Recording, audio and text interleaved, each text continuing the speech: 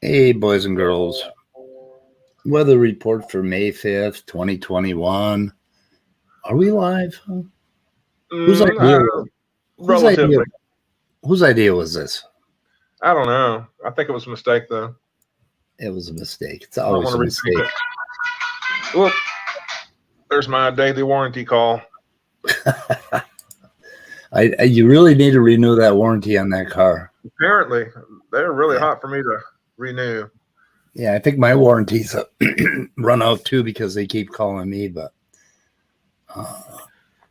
remind me today if Leo shows up to tell him to fuck off, because I never got a chance to respond to him. This was the other day. He wrote in, I think it was at the beginning of the show, and I don't know, you may have been like fumbling with something to try to get something started, and this is the Boomer report instead of, and I kind of take when did he do that? He did that, I think 2 days. It wasn't yesterday. I think it was the day before yesterday he did that.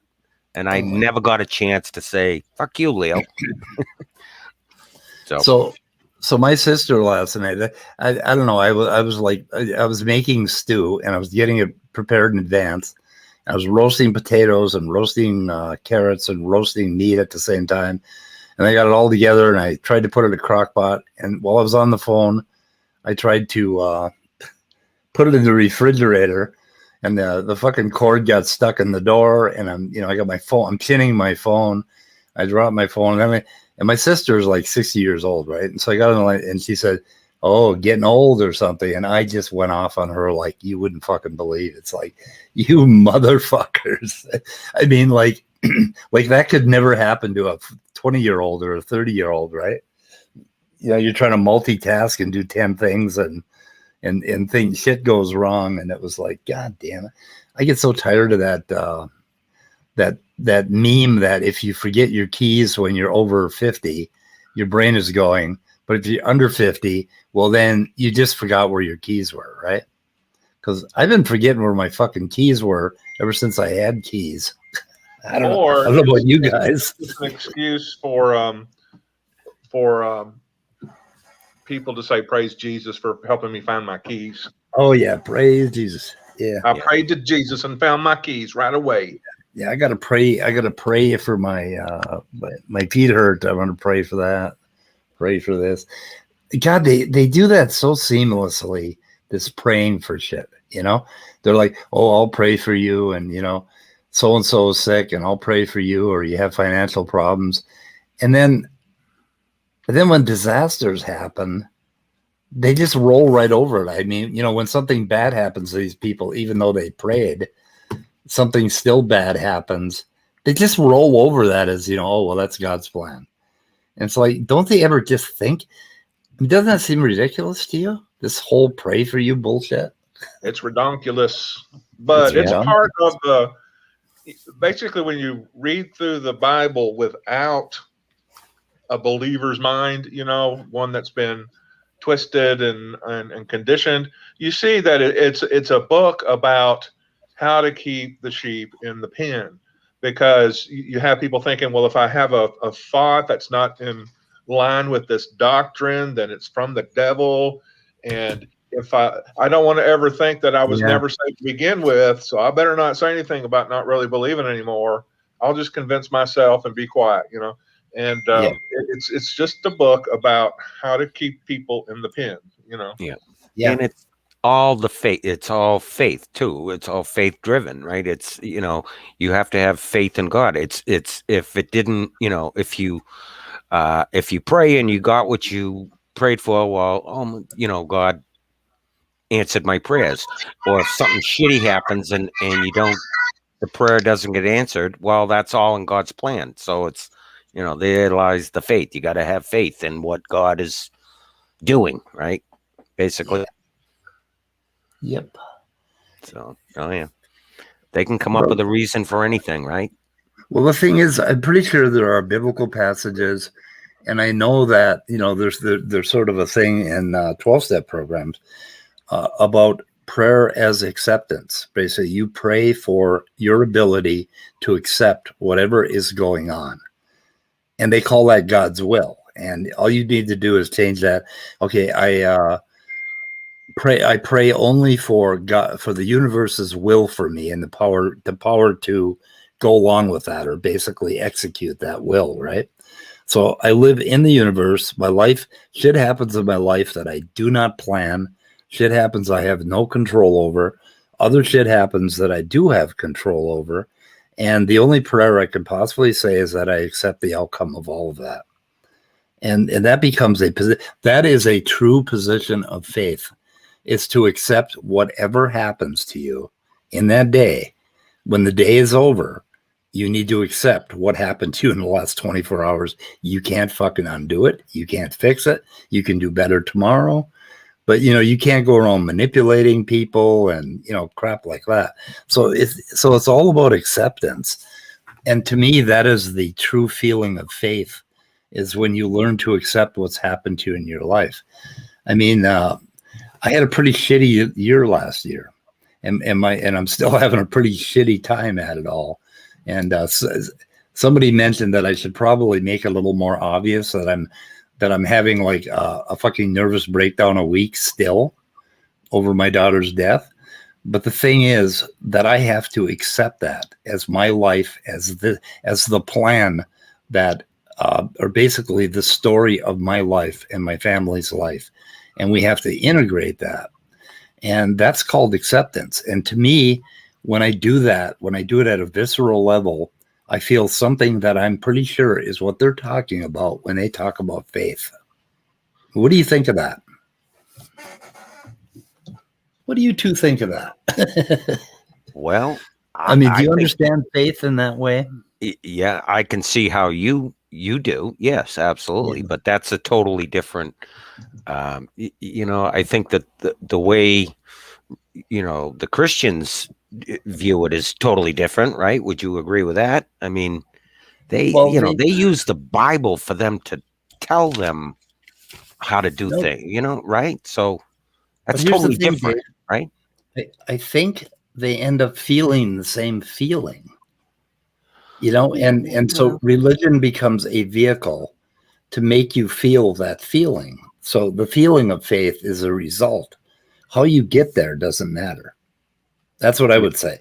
No, but they tend to go, like when they start praying for God to fix their problems, they're not getting it. They're not going to get that feeling of deep faith, right?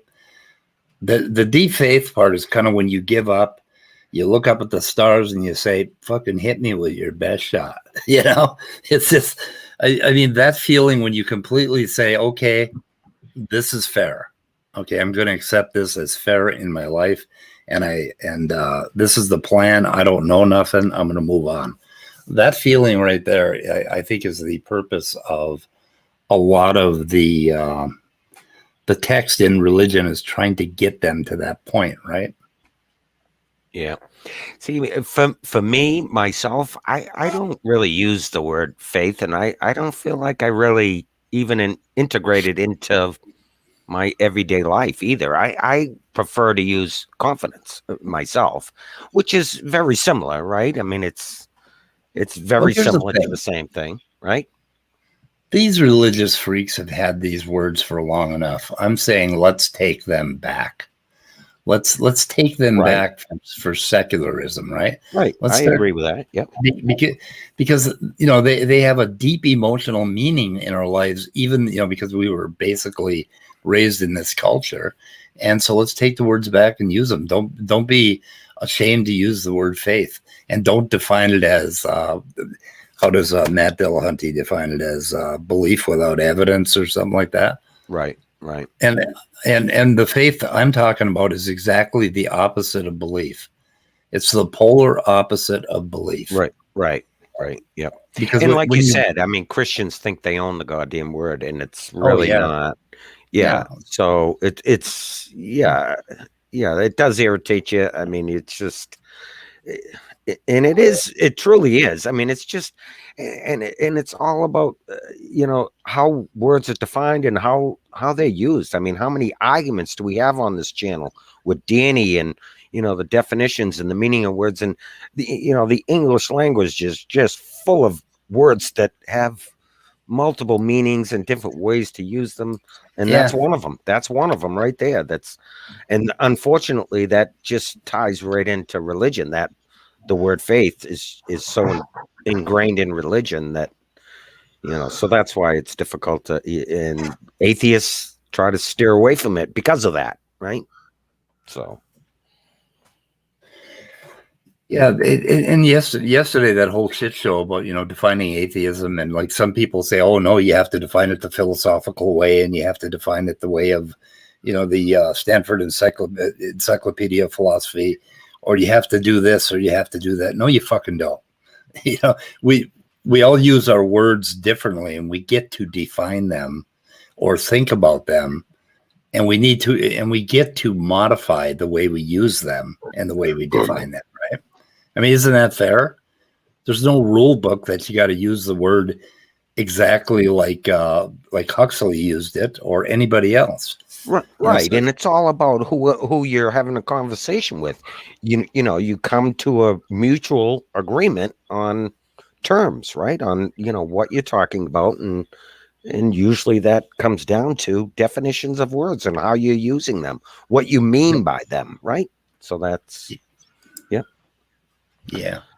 So you go back to, I go back to way back. This is we just talked about this the other day. A couple of videos I listened to way back was Alex Malpass and Ozzy Mendez and FP what's his name? Floyd. FP Floyd, I think he goes by. He's another one. And those guys did a lot of discussions and videos on on philosophy. And actually in one of those videos, I can't remember, it might have been Ozzy, I think, boiled it right down to, in all reality, we all have faith. The way he described, when you boil down to your most properly basic beliefs and your axioms and all those kinds of things, when you boil it all down. And that was one of his videos. He mentioned that. I remember quite a while back. So, but yeah, it's all in how you're going to use the term, right? Well, the reason that a lot of atheists don't want to use the word agnostic is because agnostic doesn't say it hard enough. Okay. Right. Agnostic doesn't say that, yes, I don't know and I can't prove anything, but I'm sliding way over to the atheist part of the spectrum, right? I'm not in the middle. I'm not on the fence deciding whether or not I believe in all that bullshit. So, I mean, so that's why people don't like agnostic. So then they came up with what was it, agnostic atheist or some verification, and that got shot down. And it's like, okay, so we don't have a proper word right now for the kind of atheist that simply doesn't believe because he hasn't been given sufficient reason to believe. Yeah, I think you're right. I think a lot of people, when they hear agnostic, think like undecided voter. It's like right. Yeah, and 90%, 90% of all all atheists, of course, and 99% of all agnostic, either agnostic or agnostic atheists, would all agree that they do not believe in the Christian God, right? I mean, it's all the same. But there again, do they believe in then that whole conversation, that huge argument that everybody had yesterday on what all those terms mean, and pantheists and apantheists and all? Oh my God, that was just crazy. Yeah, because everybody fits in a different category and how they view things, right? And there's too much argument with that. That's what kind of sucks, you know. Yeah, you'll notice that I participate in those arguments for about 10 minutes and then I sort of drift off. Yeah. Because you could see that they're not going anywhere. And they could go somewhere if, like, for a while there, I was talking to Leo and he started talking about something I understand. He said non-theism, okay, is a set. And inside of that, he said there's atheism, and then there's agnostic, and then there's pantheism, and they're three different things. But then as soon as I said it back to him, it seems like he waffled, and then I think Danny came in, and it's like, okay, so now we're back at square one. So tell me again, which one is included, you know, which one, give me a basically a Venn diagram that shows me what the fuck you're talking about. And that's why I like to get my drawing pad out, because it's sort of like, it sort of illustrates some of these things for our mind, you know, so that we know what we're talking about. Or afternoon. Hey, midnight. Let's see. Hey, Midnight, how are you? Oh, I'm well. Yeah. So Corey has a pretty good comment. Yeah, and it's like, for the average person, they don't have to justify the fact that they don't believe in something. And the theists absolutely hate that. And the theists are the ones that are really pushing back on that. And with them, we have the Steve McRae's and the, you know, the what would you call it? The stringent philosophical people. And Steve McRae does an analysis of that. And you got to hand it to the man. He knows what the fuck he's talking about. And he did a really good analysis of it. But you know, Steve, we still don't have a word for the kind of atheist other than lack. I actually like lacktheist, because I don't know. I mean, it's sort of a derogatory term, right? But it does kind of state the point. You know, it does. It actually does. Atheist. An atheist. Atheist, yeah. A atheist, yeah. In today's image. Yeah, yeah. So I don't know if anybody noticed, but Professor Dave did a video, and he dropped it today. Oh, I wish I had the sound of a bomb dropping. Yeah, and it's most. Yeah, it's very hard hitting. It really very, but it is based on science. There's plenty of papers and quotes and illustrations. So I'm interested in what our scientifically minded people have to say about it if they've seen it. Did James Stewart write 700 papers? That's what it says. Yeah. Yep, that is true. Yep. But okay, I mean, that's a hell of a career. Let me show you something, guys. Here's Professor Dave's reference list to the papers he mentions on the thing.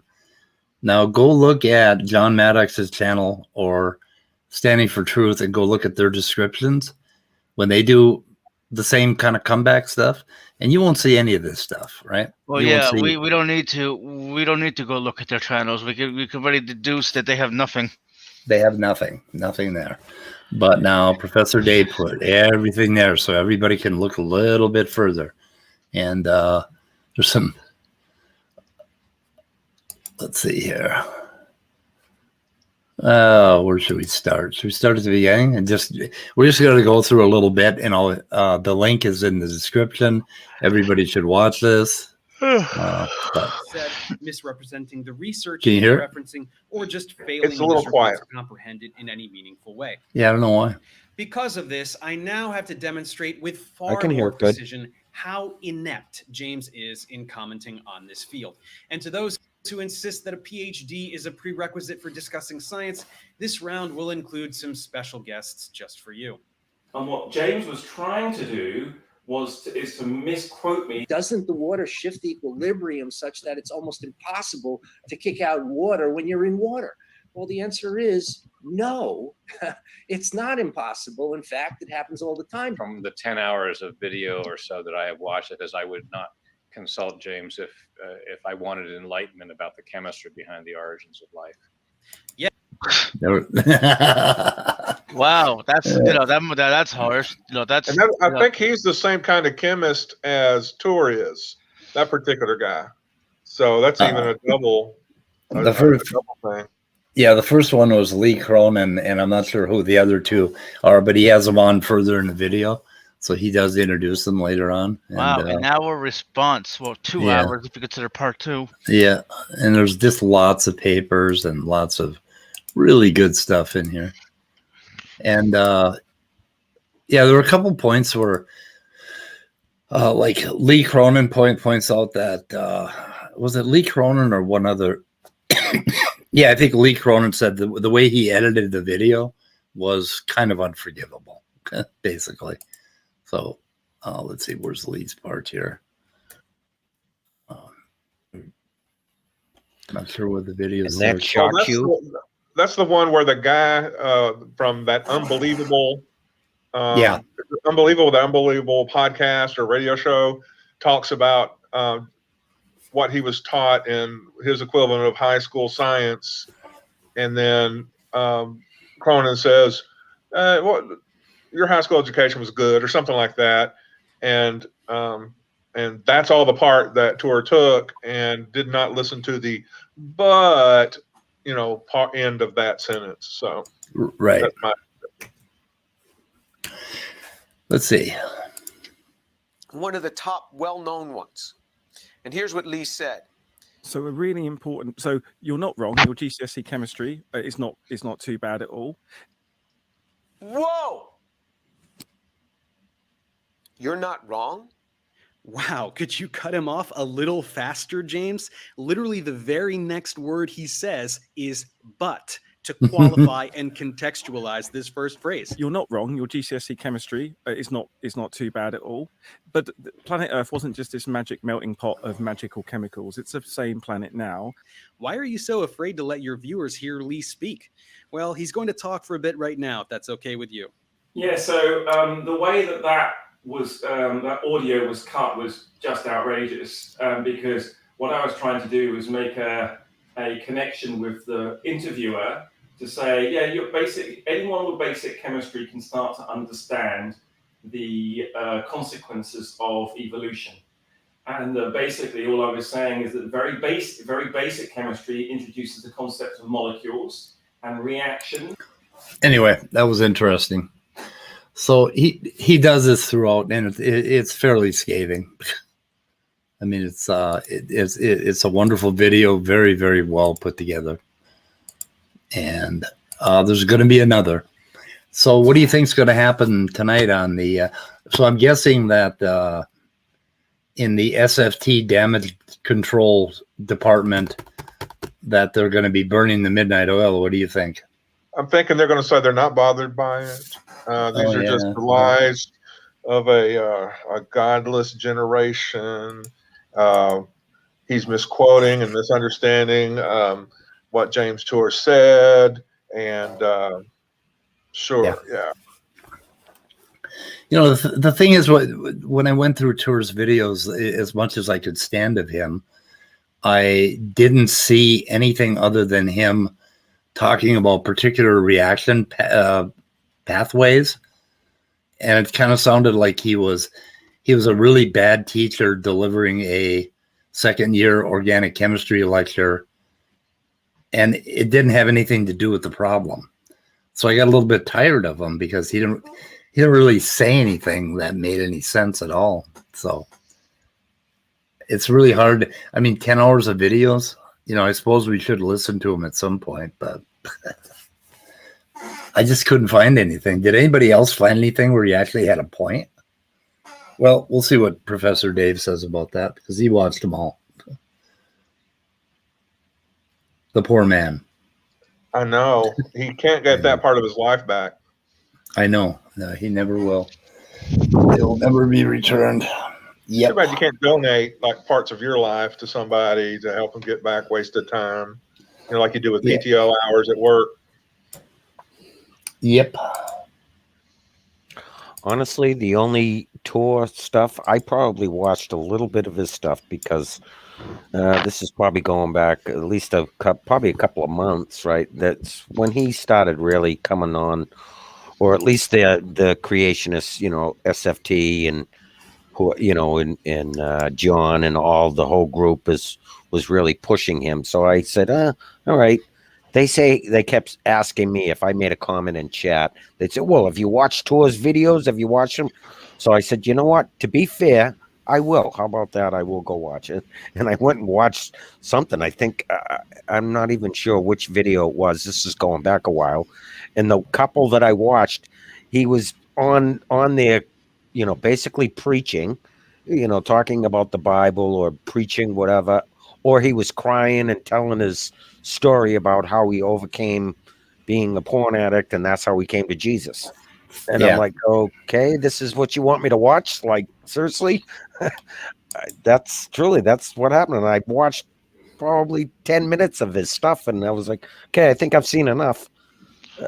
You know, but that's my experience with him. Well, his response to Professor Dave is going to be astounding. I think I have. Let me know if you can hear the audio here. A little. I just caught a little tiny piece of it.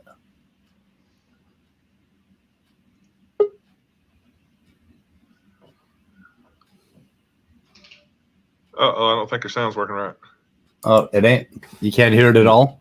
No sound. Yeah, okay, that's iMovie's problem. Well, I know that these people, a few of the ones on YouTube, really thought a lot of some of his arguments. Like one, the car, whose parts are strung all over the world, it's impossible for them to come together. They really, a lot of them are really impressed by that, and Dave deals directly with that. And then the one about, oh, you're in the lab, everything has to be clean, and you have to order sugars that are left-handed, and so on and so forth. And that was dealt with quite well, I think. I think the expression shows it all. Kind of demonstrates what the response is going to be. Okay, that says it all. Yep, says it all. Yeah. Anyway, this will be a disturbance in force, I predict. And there will be many, many, many, many, many comeback videos coming out. So. Yes, sir. Yep. Yeah. Can you guys hear me? Yeah. Yeah. Okay, awesome. I hope I'm not disturbing you guys. And no. I care about you guys, but I hope I don't offend you that I think you're deceived. And I also think like lots of people are deceived in this world, including me in some places. And I just want to make sure that like I'm not deceived in some places. So if you can show me where I'm deceived, I would love that. Well, yeah, let me ask you. We don't fight. I hope we don't fight or hate each other. Can I ask you a question? You said we're deceived, and we're deceived. You said, and then you said you're deceived in some places. Sure. So like, who do you think? Wait, can I finish? Let me finish my question. Sorry. Who do you think is deceiving us, and who is deceiving you? Are they both Demons the same are deceiver? deceiving. Oh, sorry. Okay, so go ahead. Yeah, go ahead. I think it's the lag. I'm far away from you guys. Like I'm at the point of Africa, so I'm super far away probably from you guys. Yeah. But yeah, I think demons exist. I wish they didn't. But I think demons deceive massive amounts of people in this world. Mormons. I think Islam comes from demonic stuff. And I think they deceive atheists as well as Christians. Oh, Damien, please fetch me some tea and cookies, won't you? Yeah, sorry, I'm talking to my own personal demon who's been deceiving me for a while. He's getting me tea and cookies. Okay, yeah, make fun of demons. I love it. I love making fun of demons. So how do you pronounce it, Martine? Any way you want, like Martin. It's Afrikaans. My first language is actually Afrikaans, so I'm not so good in English. So please, bear with me if I talk. I guess the question I have. Okay, I have a question first. So, all right, Martin, what am I deceived about? This is like, for example. How many times have you been deceived in life, or how many times have you realized that you were deceived or made a mistake in life? It's probably many, or what? Have you never been deceived or never made a mistake in life about something? I don't think that answers the question. a couple thousand times maybe, but I mean specifically like based on what you've heard today so far. When I talked about faith and when I talked about and we're talking about No, you James sound Pearl. like you have knowledge about. Okay. You sound like you have reason and knowledge about faith and stuff. So, yeah, I would agree that like you have faith, say, in your wife, or it's and it's based on evidence. But you still call it like faith in your wife. Hey, Topdawg. Hey. No, what I was talking about before, Martin, is what I was talking about before is that I have faith. I don't have faith. I don't have faith. Well, I have faith that life is the way it's supposed to be. That where I am in life right now is the way it should be. Okay, so I have faith in the story of my life, or the story of the universe as it is unfolded so far. That's one kind of faith, but I'm wondering if you're okay. Are you coming back? Are you saying we are deceived about this evolution stuff? No, I think it's like evolution is like a little bit of a red herring almost, because it's like being in a computer and then saying like the CPU is good evidence that there's no need for a creator because the CPU makes all the programs, and thus no intelligence is needed to explain the computer. It's the same error in logic or deception. Like if they were. Are you talking about? I'm sorry to interrupt, but are you talking about being deceived or being mistaken? I don't see those two as the same. So how do you tell between being mistaken in your thinking or your logic or your facts and being deceived? Like demons want you, if these demons exist, they want you to believe that the CPU is the creator. You don't need intelligence. So they would want you to believe that you only need evolution. You don't need a creator to program or use the process of evolution, just like you don't need a creator to use a CPU. So they would want you to believe there's no evidence for God. They would want you to believe there's no evidence that they exist. And if you realize they exist, they would want you to be obsessed with them, absolutely obsessed. Martin. Go ahead. Speak. I want to drill down on this one part. Okay, I know Christians who believe in evolution and abiogenesis. Are they deceived by this demon? No, they could be right, but it's still they believe like a creator. The same with the CPU. If you believe the CPU made the programs, you still believe in a creator of the computer. You understand? It's just the CPU, even a CPU needs a creator. Right, but they believe that the CPU is the natural universe, and they believe, of course, that God created the universe in the beginning, but they don't deny any part of evolution or abiogenesis. And I'm wondering if you do. I'm on the I am trying to be humble, and I don't know everything, and we only know like a small amount of knowledge at the moment of the whole universe and everything that's possible. So I'm on the side. I think there is evidence for evolution, and I think it's a form of good design. Even we in computers use a kind of evolution, and we make programs that can improve themselves and stuff like that. So yeah, I mean, okay. Cool. That's a pretty honest position, and that's okay. Yeah, I guess the only thing that I would argue with you about is demons. I don't think. I wish they don't exist, man. I wish they. Oh, they really. I would love you to explain all the evidence away. Like I went to Topdawg. We had 5 hours. Yeah, we had 5 hours. Okay, but what 5 hours? Like, can you guys boil it down? Like there's lots of evidence for demons, and I would like to explain it away. And in the past, I tried explaining it away by just appealing to everyone as like mental illness, but that doesn't explain like the stuff that I've seen and the stuff that I've tested and stuff. So it doesn't. I wish it was true that it's all just mental illness. Well, I showed you with hypnotism too. Yeah, but that guy if there are demons, I don't see them. Hi, demon. I don't know. Yeah, Yeah. You only see a small amount of light. We That only see a doesn't small yeah, okay, that doesn't really matter. Okay, and yeah, we scientists only say see a there's small more. we only see a small amount of light. Whoop-de-doo. Yeah, so I think our technology is going to be so good in the future that they can't hide anymore, and they're already struggling to hide. That's why you get so many Ghostbusters, crazy shows on the internet. It's just demons, in my opinion. Talk about being deceived. You come on here saying we're deceived, yet you believe you believe the shows about Ghostbusters. No. I'm I just sorry, think they that's deceive. funny. I don't think that ghosts exist, and I don't think aliens exist. I just think it's all demonic stuff.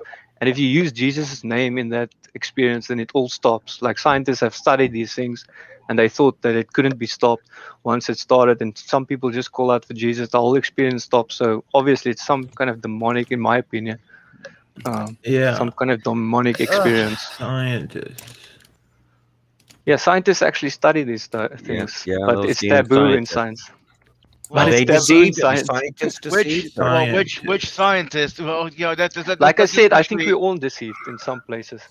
So every time you're wrong, that's a demonic deception. No.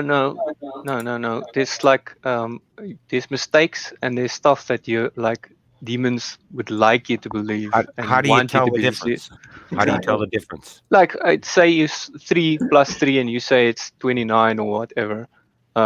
That's a mistake. Demons don't worry about that. You understand? How do you They know? would like How do you tell the difference? How do you tell the difference?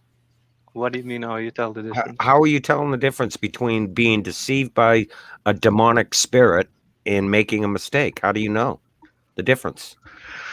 Well, you would sometimes not realize someone is deceiving you. Sometimes Okay, so you that don't doesn't realize answer it. my question. How do you know which one is which? Hey, Exactly. Lena has a real quick question for Martin. Are you Dutch by any chance? My first language is Afrikaans. Afrikaans. It's Okay. close to Dutch, but I wish English was my first language. So I'm jealous of you guys having the first language is English. I mean, that's just for me. My English is my second language. I'm Italian, so. So before Jason takes off again, leaves us like he did yesterday. I'm so sorry. I Say something. you know what? I had a camera problem, so sorry. Oh, okay. Anyway, yeah.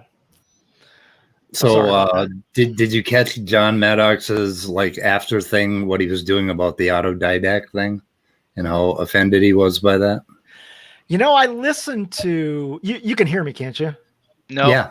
Just kidding. Okay. All right, okay. Just making sure.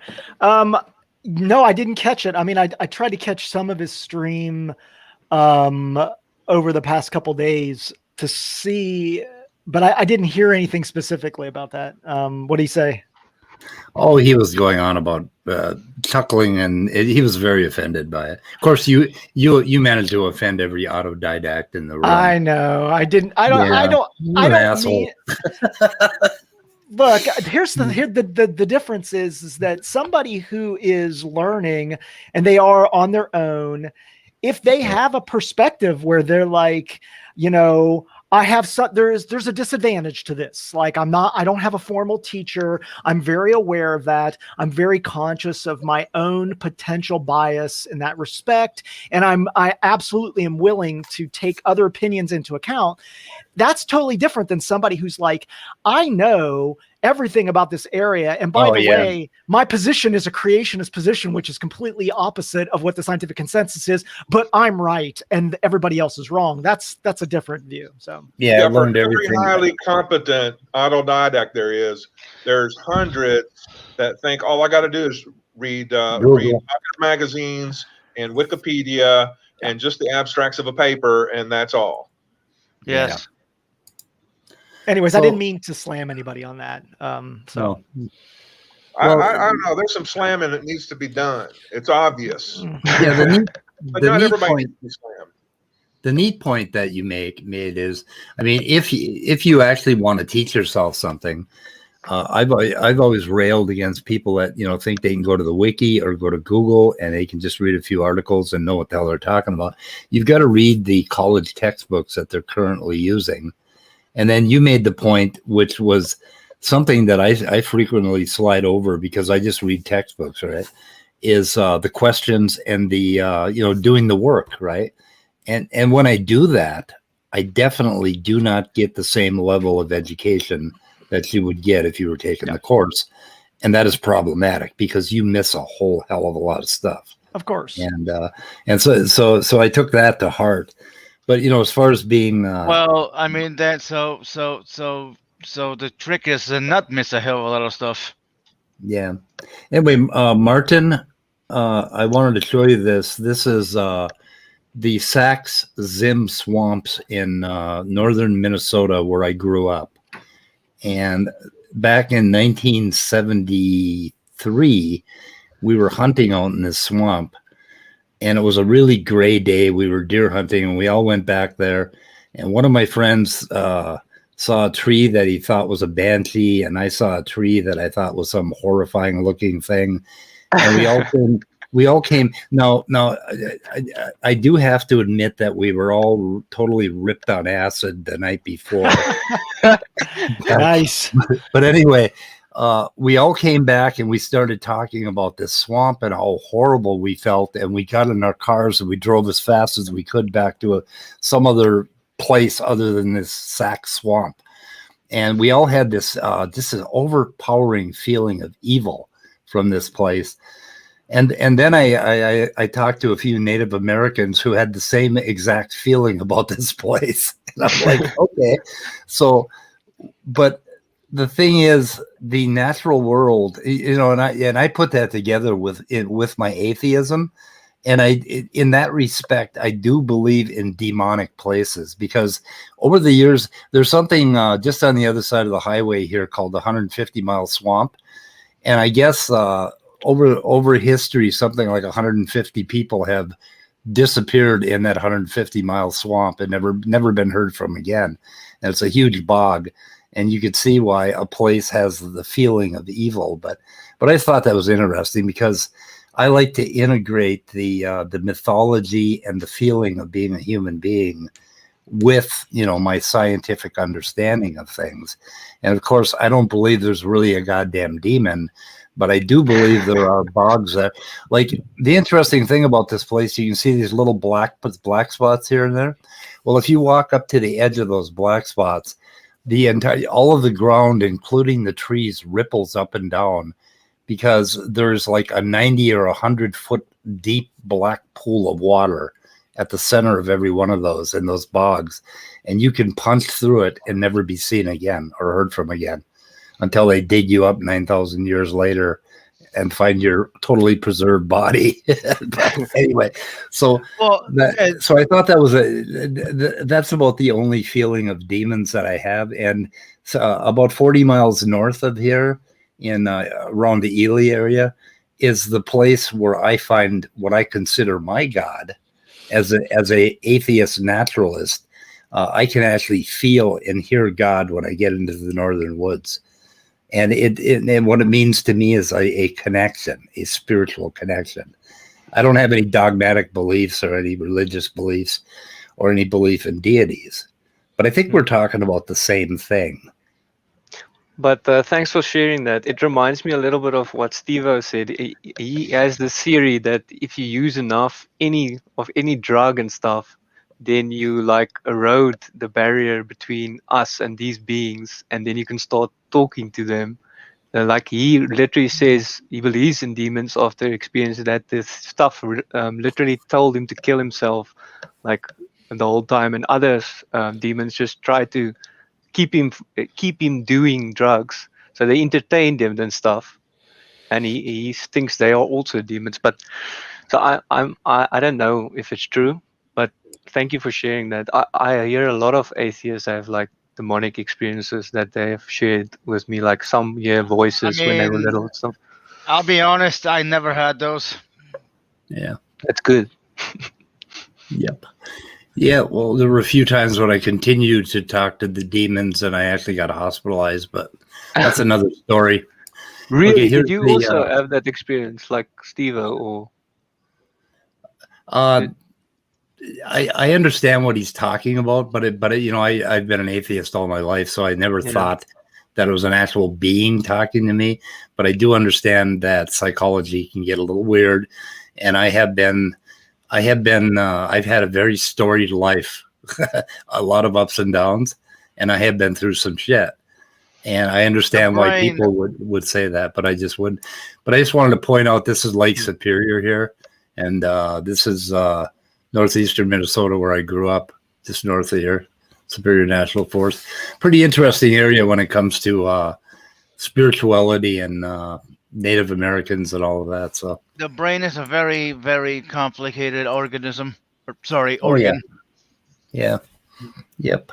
And we're like, there's a lot of things we just don't know. And throughout history, the issues of religion have, I don't want to say tapped into that, but the God of the Gaps component of like not understanding something, so explaining it to a supernatural outcome has been going on forever. And even today, this discussion of demons, it's like ultimately, I think you yourself were saying, the gentleman from South Africa, that you just don't know. You're not sure if it's this or if it's demons.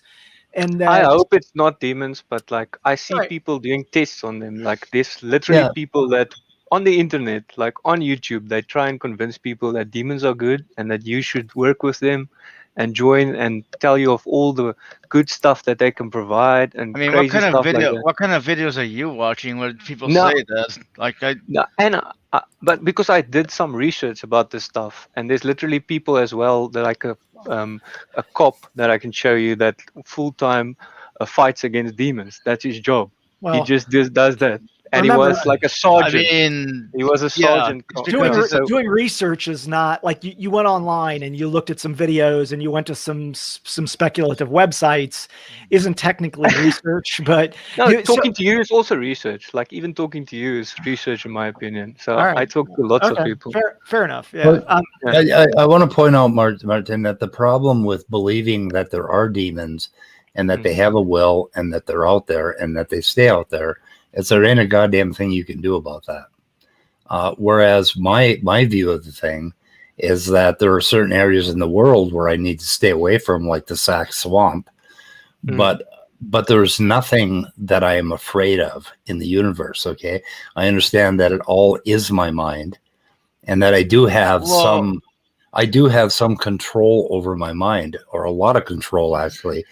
And in the last 14 years, I've changed my entire mind, and I found nothing but the positive side of life. And when I hear Christians talk about doom and all of that, it really offends me because life is just so fucking beautiful. I mean, it's just I so hope I didn't wonderful. offend you. I just want to speed. I want to. Maybe I'm misremembering, but didn't you say that you can't change? That you can't change? Yeah, you No, can't. no, I remember. You vaguely probably remember you saying. You probably misunderstood. There's a lot you can do about changing your mind and your personality. In fact, every single moment of your life, you become an entirely different brain. Not an entirely different brain, but you change your brain every time you have an experience, right? Well, yeah. And you have some control over what you put in your brain. Now, this whole thing about being depressed or being thinking life is really horrible, between that and thinking that life is a wonderful gift, it's simply a matter of what you say to yourself and how you run your mind. And then, you can make I've been saying that for weeks. Great changes. I've been saying that for weeks. Yeah, but you're talking about epigenetic change, and I literally showed you a paper where it says and I literally showed you how small an effect that has. It doesn't matter. It still has an effect. It does. I'm saying it does. Okay, there you go. So we both agree on it. If it wasn't a big change, I never would have changed as much as you claim I have these past few years. Yeah, well, yeah, you can make a change. You can make a change in what you basically, like demons. You could characterize them as putting crappy thoughts in your mind or hanging around with crappy people, right? I mean, if you hang around in really bad neighborhoods, eventually you're going to get a pretty shitty attitude about life. But so you have experienced demonic experiences, or what you would say? Did it scare you, or did it never scare you? That Sac Swamp experience scared the hell out of all of us. I mean, I felt a chill, occasionally when, and I've had really bad hallucinations during my addicted portions of my life. And yeah, some things scared the shit out of me. But I mean, now, I'm not afraid of any of that. I'm not afraid of demons at all. I have no fear that there's something in the universe the same that's with me. out to I get don't me. fear them anymore. Okay. Well, hold on. yeah, I fear them in the past. You don't feel them anymore, but you wish they didn't exist. Yeah. Yeah, I know they exist from the evidence that I've seen. I hope I'm wrong about it, but yeah, it's like I hope I'm wrong about it.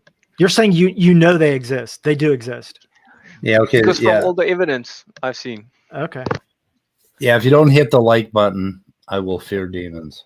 Because right now I got 30 people watching and I got 5 likes, and I'm pretty sure that's from a demon. I'll one up that. If you don't hit the like button, a demon will attack you. Yeah, there you go.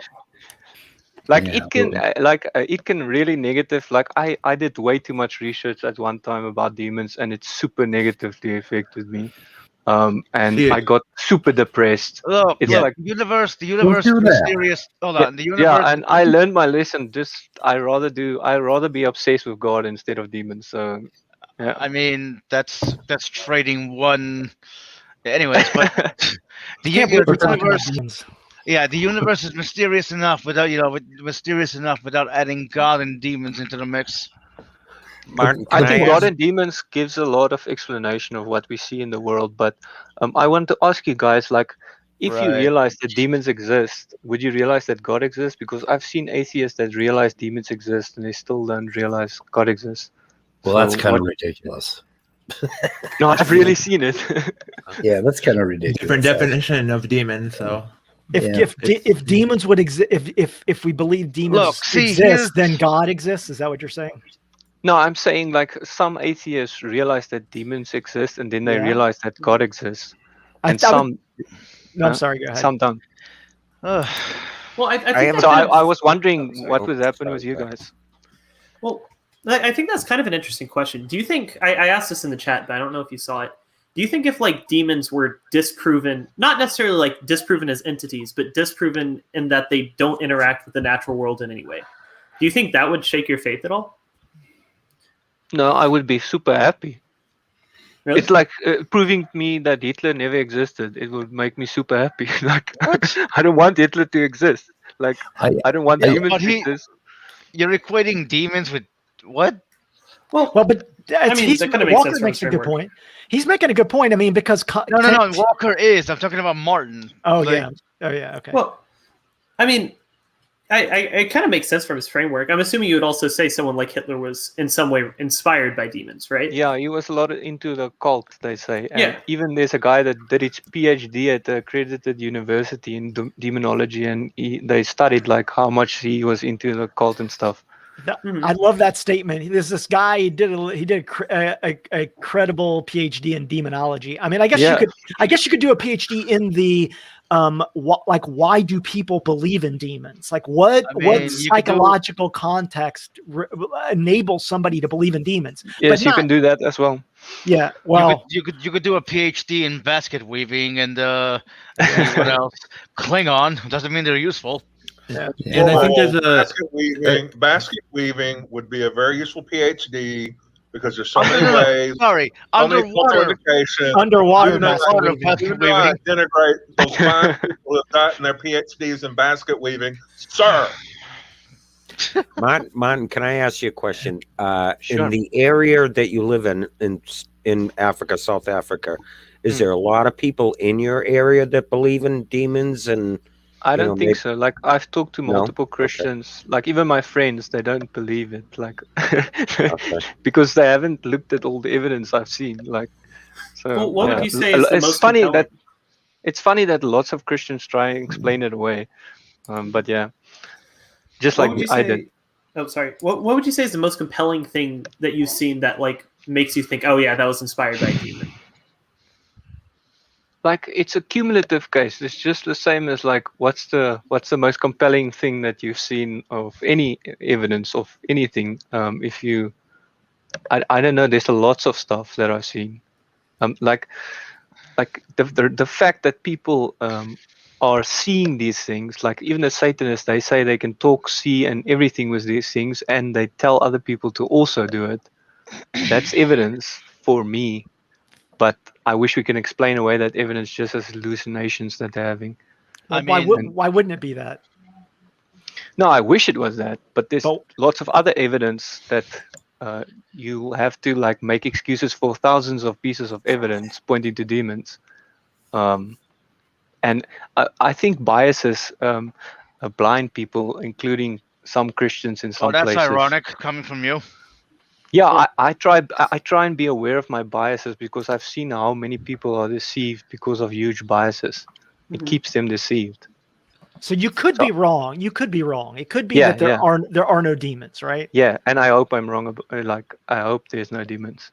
Okay, so but going back to what Walker was saying, like if somehow demons were disproven, given the fact that the demon context of Lucifer or whatever, I guess Lucifer's not a demon, but whatever, that's embedded in kind of the Christian framework. If suddenly that is not true, then that might create a situation where your view of Christianity as a whole could be questioned. So would you question your Christianity if demons were shown to be not true?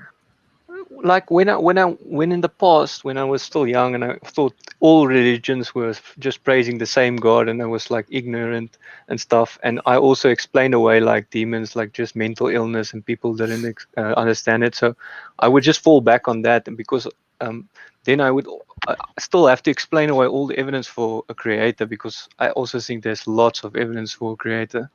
I think people are blinded by their huge biases so that they can't see all the evidence for a creator. Well, that includes you as well. Yeah, perhaps. Martin, can you give us an example? Are you talking again about the wonders of life and evolution and the cosmos and all of that when you say evidence? Just like what we would expect if this world doesn't have a creator, we would expect an eternal universe, like always existing. Then it would be very good evidence against a creator. But usually when stuff has a beginning and information usually can be traced back always to an initial input of a creator or intelligence. So even the information in our DNA, even if it's programmed to automatically bring new information, just like our computers are programmed to evolve and increase their abilities and stuff. So it's not good evidence to say, okay, now we don't need a creator. But what's cool is I think we're like robots. Like our body is like super robotic. There's little robots in our body that read the DNA code and carry out the commands. And I think that there's robots building other robots, like nanomachines building other nanomolecular machines. That's what scientists say. That's what scientists say. I don't think that's what scientists say. There's a heat problem. I'm not lying. I can show you videos of scientists explaining nanomachines building stuff in our bodies, in our cells. That's pretty. And I'm an industrial engineer, and that's some of my favorite evidence for creator, because I've seen lots of machines and factories and worked with some coding, and I love coding, but God's code is like on a whole another level of programming. Well, no. God's coding is spaghetti code. Anyway, that's what it is. I was being quiet. Speed has talked about this before. Yeah, it has statements like go to, I don't know, build protein. God damn it. Okay, I was being quiet for a while, but it seems like we might be changing subjects, so I want to ask my question before we do. Go ahead. So if we find like in a laboratory that there is this invisible thing that can whisper to people and sometimes control their actions, how are we going to tell the difference between like a demon and like a wraith and like a onai and like a kami, and like there's all these other different things that aren't demons that can do this stuff? How are we going to distinguish it? So you're talking about differential diagnosis. No, that's why like even the exorcisms that people do, they try and make 100% sure it's not like a illness or something. So they send the people to like doctors and everything, so to make, because I have to be a skeptic about this stuff, because I don't want to keep people away from getting medication and stuff. So they do test like how do they react to objects or stuff like that, and you would see like a demon would hate God, like he would like react to like a cross and stuff. So there's lots of experiments that people do on this stuff. So okay, But real quick before you go there, but lots of these things they named are like cantankerous and they're trickster like. It's possible that they'll just react away just to fool you because they like doing it. That's the thing. It's hard to outsmart these things. Like, how do you do tests? It's not like doing tests on an animal. An animal is not that smart. These things are like super smart. How do you outsmart them when doing like scientific tests on them? So in other words, hard. there's no way. In other words, there's no way to show they exist, and we're left, we're left in a place where, well, we don't know. They could exist. They could not exist. So what you're saying You know is what I mean? all this evidence could just be commies, right? There might be no demon, but we have commies. I hope I love that. they No, are not just like commies, like hallucinations and communists, but- everything. Well, I heard Like- comic. Okay, it's Yeah. It's So before KAMI. Okay, before things get away on me, Martin, check the private chat. I do want to talk to you some more before I lose you. So, and I'd like you to copy those email addresses down, because I think we could have a hell of a conversation, just you and I. I hope we don't fight or something. And No. because No, I hope I don't no. offend you guys. And I mean, no, you seem like a really nice dude. I don't think anybody's like gonna get Nobody's pissed gonna off fight at you. you. or I'm anything. not actually Yeah. that nice, but Well, compared to what we deal with, you're pretty. You're Well, I mean, way above. my question, maybe this is just a nervous tick on his part, but why does he always like laugh? Have you noticed that? Like, like I don't know. I'm just a happy guy, man. Happy guy. Yeah. Yeah, Whatever. I'm just. You have to I laugh don't and know. laugh.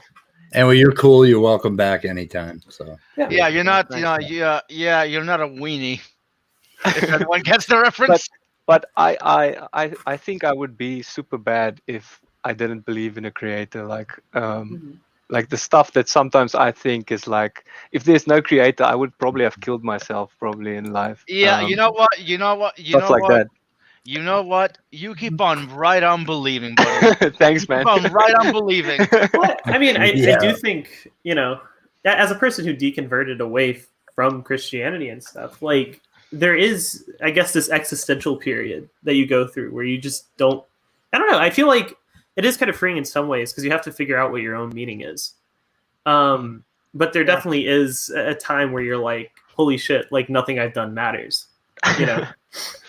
Or At you least that feel was my betrayed. experience. Maybe not everyone has that.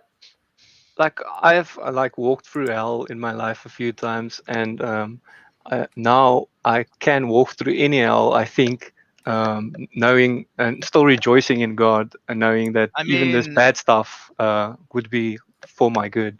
Like I'm pretty sure a lot of people on this panel have walked through hell metaphorically. Yeah. They've been through a lot of stuff. Speed. Well, everyone knows speed. No, not that I don't kind know. of. I don't know. Well, wait. So you mean to tell me that you walked through literal hell? No, like pain and suffering. Well, that's what I'm saying. Everyone in this chat. Yeah. Everyone in the chat. Everyone in the Yeah. whatever the fuck has had pain in their life.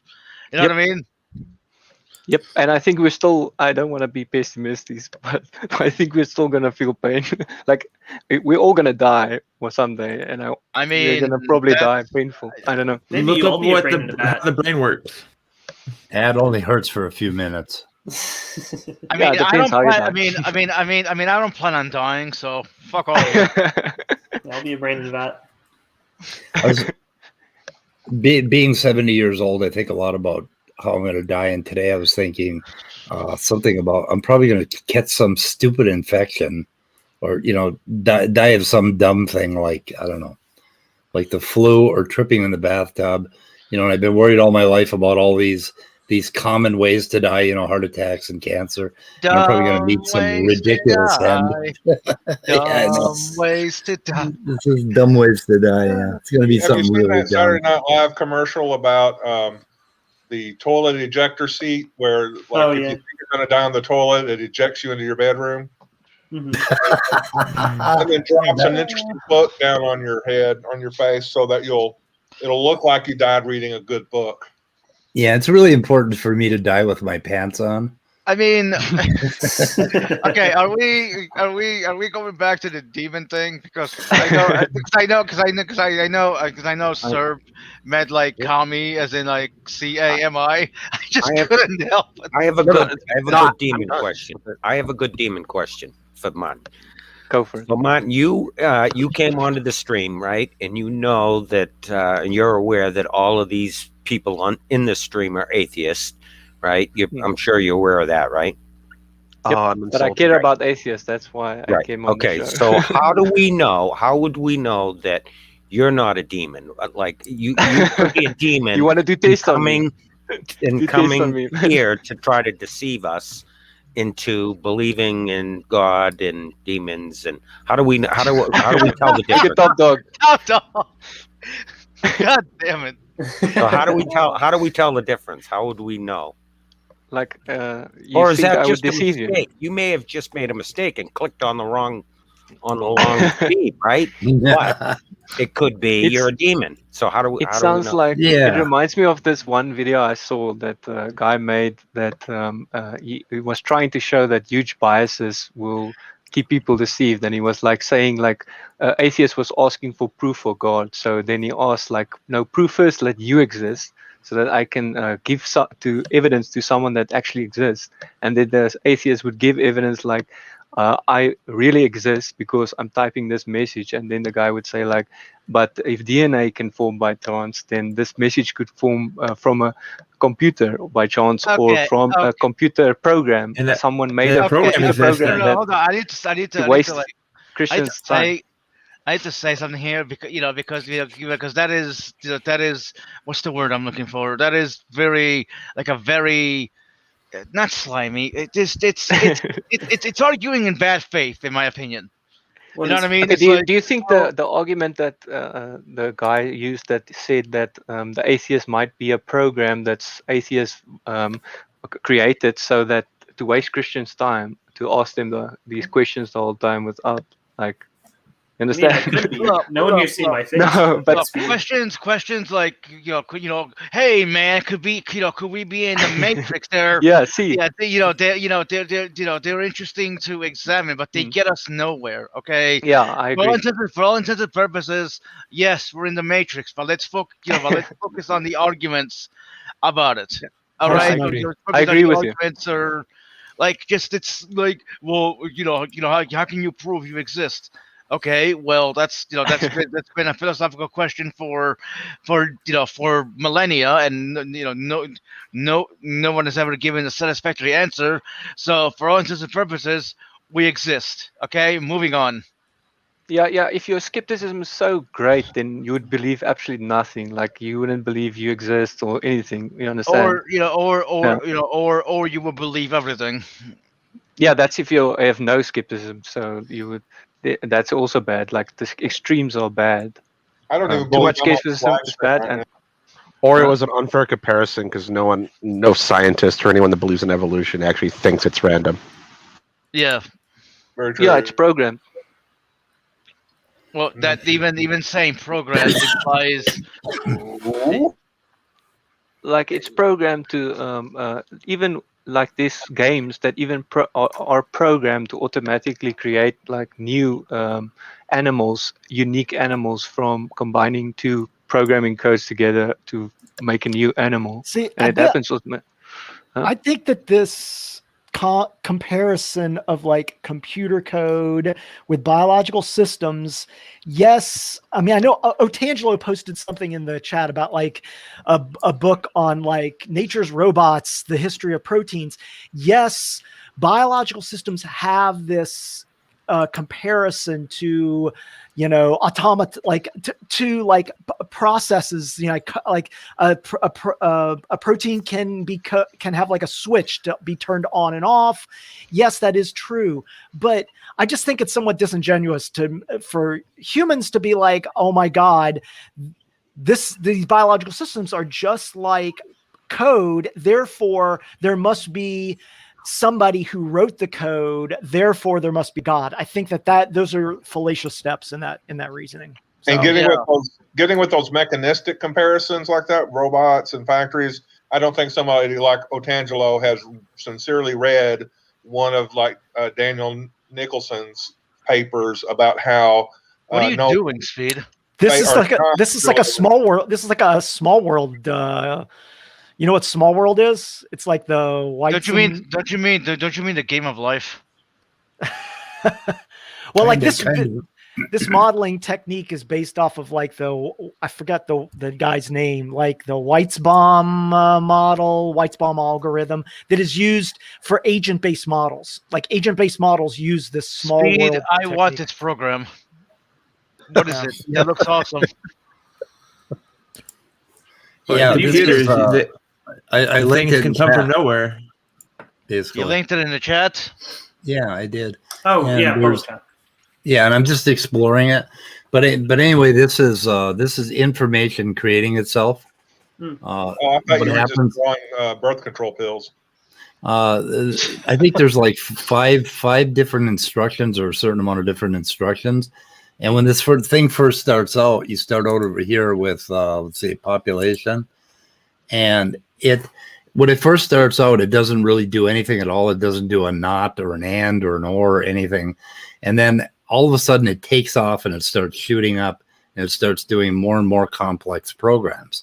And so basically it starts with nothing other than being able to replicate itself. And then it goes on and mutates and keeps creating complicated little programs that, granted, don't do anything really useful, but they're still programs and they're still creating themselves over and over again. Yeah, and you can still trace this back to a creator, namely you or someone else. You understand? So if someone used the same flawed argument that these things create themselves, then they would make the same mistake. Yeah, but I can trace it back for you to where there's no creator. There's no creator. There's just rocks, right? Just rocks. Because and that's kind of what we do on this channel is we look into how some of these things started up all by themselves. I mean, Speed, how did you do it anyway? Because I'm trying to look at it. Well, I guess you could show me next time, but well, I think. Oh, you'll end up with a blank screen, and what you have to do is you've got a petri dish here. I think a population dishes, and you drag in an example. So I think you drag it over in the beginning. Okay. Yeah. So, yep. So you can pause Martin. Yes. Topdawg. Is your that creator you keep on talking about? Is it complex? I think.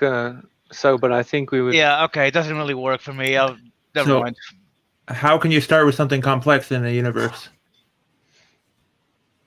Well, you need something to create a universe. We have seen like multiple examples of created universes. Like we create universes all the time, virtual worlds and all kinds of things. Everything that begins to exist needs like can be traced back to a creator, in my opinion. If it doesn't begin to exist, then it's very good evidence against the creator. I think that's kind of an unfalsifiable proposition, though. You know, because you're going back to before really causality or time, right? Like you can't. I don't think you can necessarily like. You can say everything we know of that has been created has a creator, but I don't know if you can extrapolate that out to other things that we don't know were created. You know what I mean? Yeah, I would, I don't know. I would want to see example of, but we wouldn't know if it's not created. Yeah, so yeah, that's kind of the point. So it's hard. Yeah, it's hard with what our abilities are. Like, but what I was trying to say is, how is something complex before simple?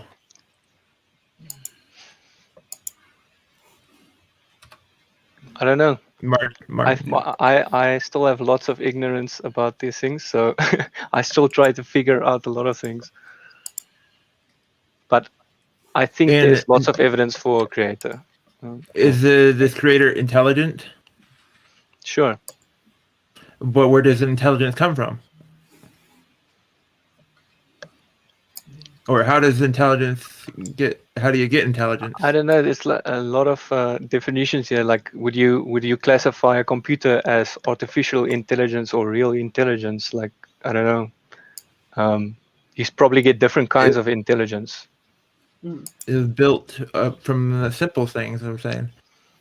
But First. I think we're more at the beginning of a computer. We were more complex, probably, than a computer, and we're still, I think, more complex. Like I hear scientists say, our connections in our brain is like more than lots of computers put together. Yeah, So- at this point, maybe. And I not think anymore, scientists but are still. trying to crack I think scientists are beginning to crack the DNA code. So I think we're going to be able to play God, and I think we're going to make computers actually out of biological material in the future. You can already sort of do that. Like, we have synthetic biology where you can, like, create a plasmid and try to get like these molecular machines sort of to do a specific function. It's pretty interesting. Yeah, it's awesome, and I think we will build our own molecular machines. Well, that's what I'm saying. Like, we already can. You have these things called biobricks, which are essentially like plasmids of DNA that you can insert into certain organisms, and you can almost, I don't know, it's really hard to explain. There's this competition called iGEM that I almost did that is basically about that. Yeah, and we can store our programming code on DNA because it's just another way of another code. So we can translate it into DNA and then store massive amounts of information on that. Okay, Martin, your criticism of this program is that somebody had to program this, right? Well, somebody did have to program this so that we could look at it and display it. But what the program actually does is it starts with nothing. It starts with just very, very, very basic things that you would find in rocks and you would find on a prebiotic Earth.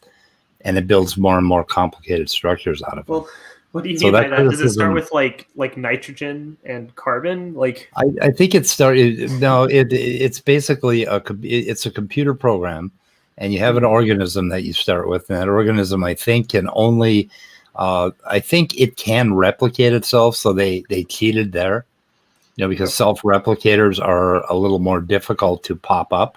But once they had the self-replication and the mutation, what they did is they showed that the program executes itself over and over again and builds more and more complexity as it mutates. And it gets to be some really complicated, like, that's all I know about it at this point. But there are some cases where they've had some pretty astonishing results. The problem is you got to trap them, you got to save it, and you got to figure out what the hell you got. This thing, you can save your entire run, I believe. But I don't know what size it would be. It looks like it would be pretty big. But I just got another question. So if you think like all this is like similar to a program, right? How are you going to like it? Let's say we find out that there is some type of creator. How are you going to tell the difference between Yahweh and some nerd in a basement in another reality universe?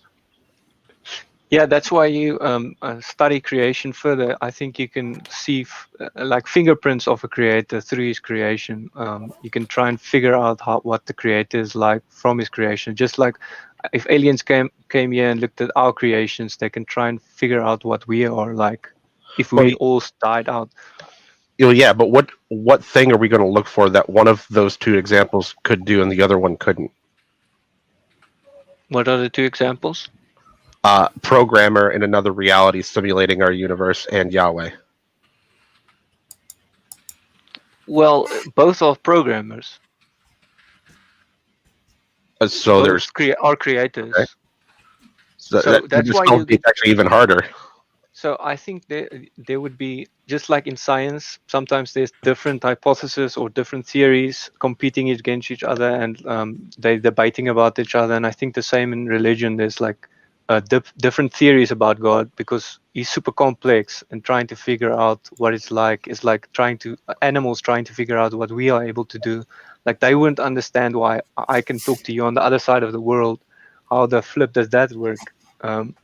I'm talking to you on the other side of the world, and they would see it as magic. Or if you even go back in the past, people would see it as magic what we are doing now, the stuff we are able to do. So the same with God. So actually, doesn't that support the opposite of your position? That's the things that we can't explain that you attribute to God. It may be that we just don't have the scientific knowledge to explain that. Therefore, at some point, we will acquire the scientific knowledge to explain that. Therefore, the things that are deemed as so-called supernatural actually are just naturalistic outcomes that we just can't explain at this moment. Yeah, I think the same. Even in a computer, say we lived in a computer, in our computers, and we would, and people would say the CPU is actually God, like, and God. Everything the CPU does is God actually, and then we find out no, it's the CPU. It does all the work, and then we trace it back, and then later we find the keyboard that did all the like inputs. This connection between computers and biological systems, I understand there are broad analogies that can be made, but in some ways I feel like it's some form of anthropomorphization of, we're somehow, I mean, maybe that's not the right term to use in this instance, but we somehow have constructed machines, and because we see these analogies, we make this inference that therefore, because we created those computers, therefore biological systems must have been created. We make this inference that there must be an impersonal being that created the cell. Like Otangelo's like, cells are factories. How can a factory be created without a person? Therefore, cells must have had a personal mind to create them. I just think that an inferential analogy is weak. Yeah, I think scientists would say scientists are looking out into the universe. If they find any code, it would be good evidence of some kind of intelligence. And if they find machines somewhere on some other place that is reading the code and executing the commands, then it would be even better evidence for creator of that code. But it doesn't prove 100%. But it would be evidence. You understand? It could be seen as evidence, and scientists are searching for this kind of evidence all over the world. From their past experience, they know that usually this has a creator. What would it be evidence of? Of intelligence, making that code from our past experience. If I told you that we had extensive evidence that would suggest that formation of biological intelligence can occur randomly, like Speed was showing with this, computer simulation, would that be evidence that suggests that things can come from random processes?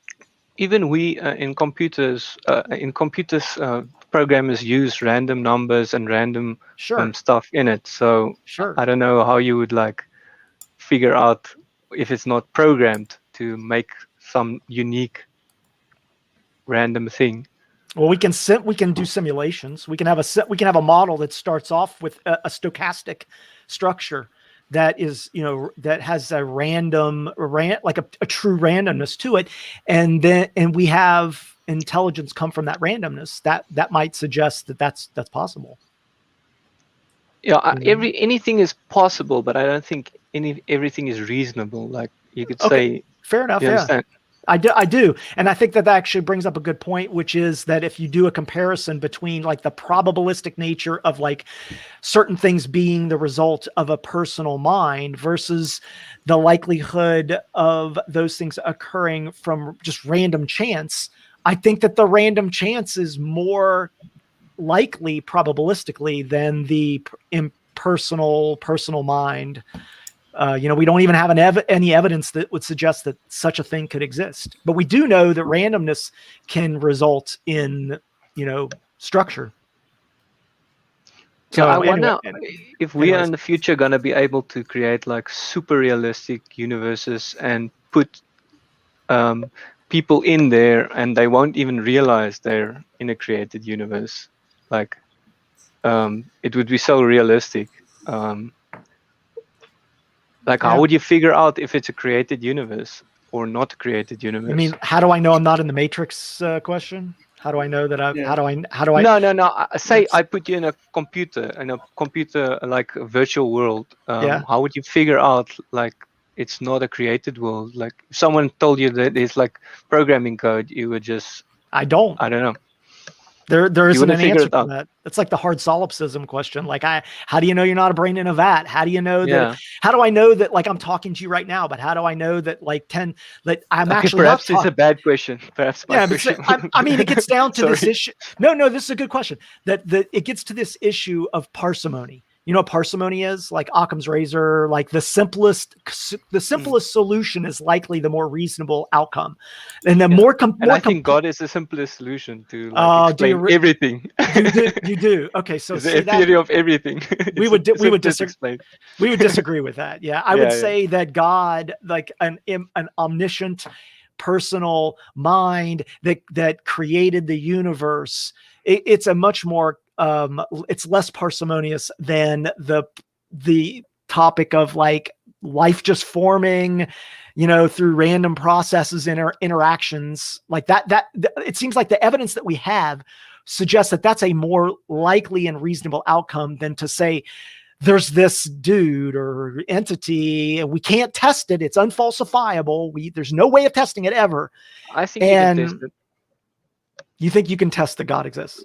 Yeah, like a good, like in the past, scientists said the universe always existed, and like you can predict from like the creator hypothesis that they would be wrong, because if the creator hypothesis is true, it needs to have a beginning. Otherwise, no creator is needed. I understand. If something has no beginning, it needs no creator. It's just like that. Okay, so do you know who you ever heard of a guy named Karl Popper? I'm not sure.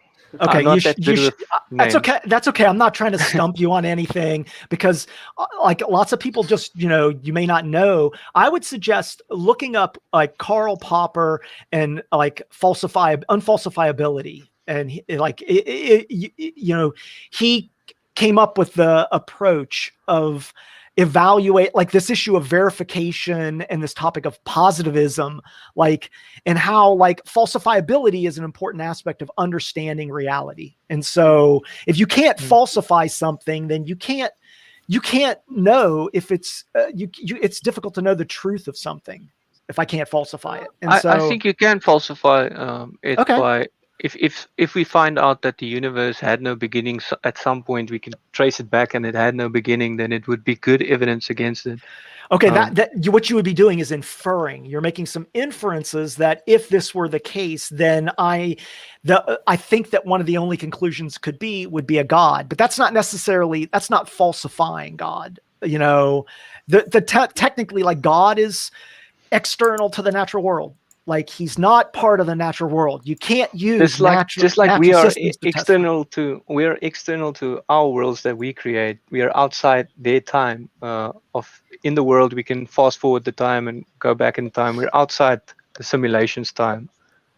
All right. Well, maybe we can just agree to disagree. But like, no, but it's interesting. Yeah. I always learn new things from talking to you guys. So. Yeah, no, and I would encourage you to read up on that. And I'm always willing to change my mind if somebody can provide me appropriate evidence that would make me reconsider those topics. That I would be happy to do that. So that's awesome, man. The same with me. Yeah, great. I try and be as open as possible, but I'm not as open as my brain hangs out. Yeah, cool. Well, I'm converting. I'm going to worship Ned the incel in his mom's basement so he can save me on his USB drive. I'm converting to demons. There are people like that, actually. I know. Amy said if she realizes that there's a creator, she would become like a Satanist or something. So yeah, I think Satanists, some of them know there's a creator. They just choose to hate him. Yeah. I don't know. I think a lot of the people who are like if God was proven to exist, then I wouldn't worship him or something like that. I don't know. I feel like that's a lot of theater. If a God was proven to me, I would definitely worship it because I would not want to go to hell. No, but you don't go to hell for not worshiping him. Okay, that's not why you go to hell. You go to hell because you go to hell of for the sin. bad stuff we do. Yeah. Yeah. All I'm But, going to say, the only you're, way to.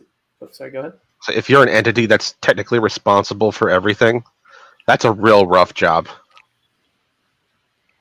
Yep. Yeah, that would be a tough job.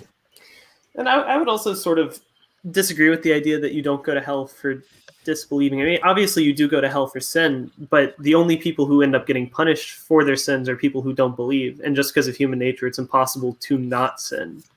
So at the end of the day, it's all the unbelievers in heaven. It's all the believers in heaven. Or all the unbelievers in hell and the believers in heaven. I think in hell there's going to be, just like in all our criminal charges, there's different kind of punishment. And you get worse punishment the worse stuff you did. Okay. So I think God is just, and yeah. Well, that's good. Yeah. I would approve of that kind of hell. Maybe the good atheists can just have a party down there. But I think demons would love, like, for atheists to believe it's gonna be a big party down there, and yeah, rather choose hell. And because I've met atheists like that, they say they would love to go to hell rather than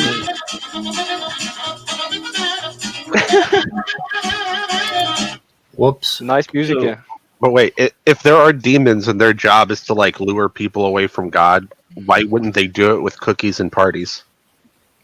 They can.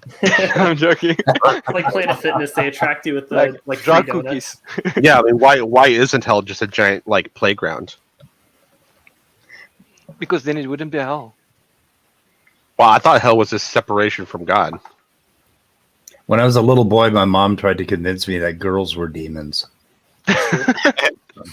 They are. That's cold. They are. They're from Venus too, I hear. Yeah, they are. And guess what? Venus is hot.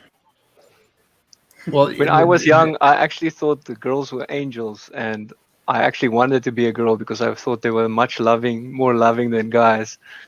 But yeah, I was so ignorant. Extremely ignorant. Women are actually aliens from Venus, and they were planted here just to confuse us. And it's pretty obvious. Because have you ever seen one of them naked? They don't look anything like us, guys.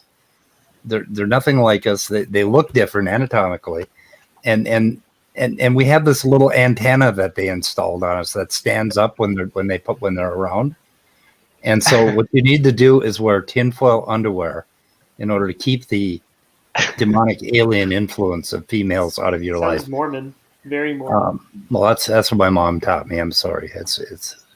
But it's also funny that some atheists think God's gonna make like a heaven that's like boring and stuff. If God can make like pushing something into a hole in a girl or something fun, then he can make flipping anything fun. Or pushing something into your mouth fun.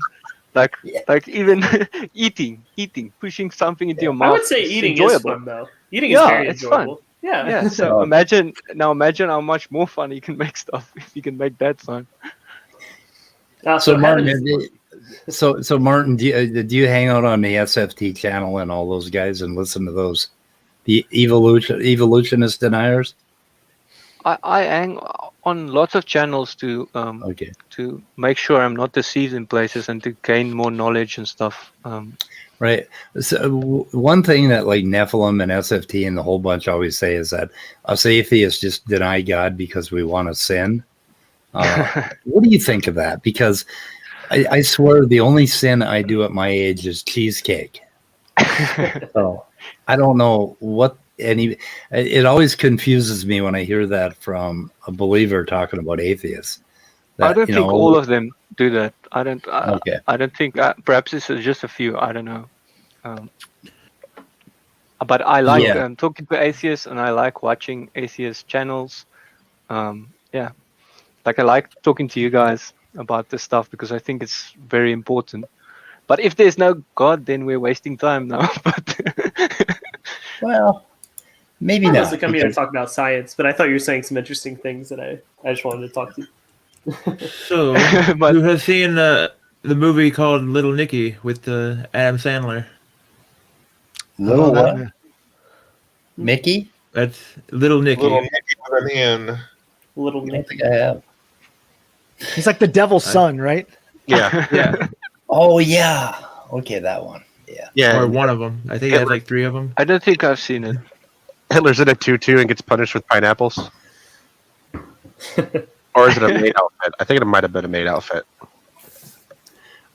I just think South Park did the very best take on the devil ever. I mean, and on hell, with their special movies and stuff. That was just incredible. What did they do? You didn't watch the South Park thing with the devil, and the devil is like, he's kind of a nice guy. He seems a little confused, and it's if you haven't seen it, definitely watch it. I think it's the first South Park, the movie, had him in there, and there were some other episodes, but they have this great devil. I mean, he's just wonderful. I like him. How about the Futurama robot devil? The robot devil. I hadn't seen that one. Anyway, South Park devil gets married to Saddam Hussein. yeah. I think he's a pretty cool devil, I think. Anyway, I like him. And I think the Futurama devil is voiced by the Homer Simpson guy. Oh, okay. Yep. And he sings, I guess, on his first intro to him. I watched a lot of this Kurt Kazat videos. I love their videos. It's quite good. I see Topdawg posted their Kurt Kazat. Oh yeah. He's got good stuff.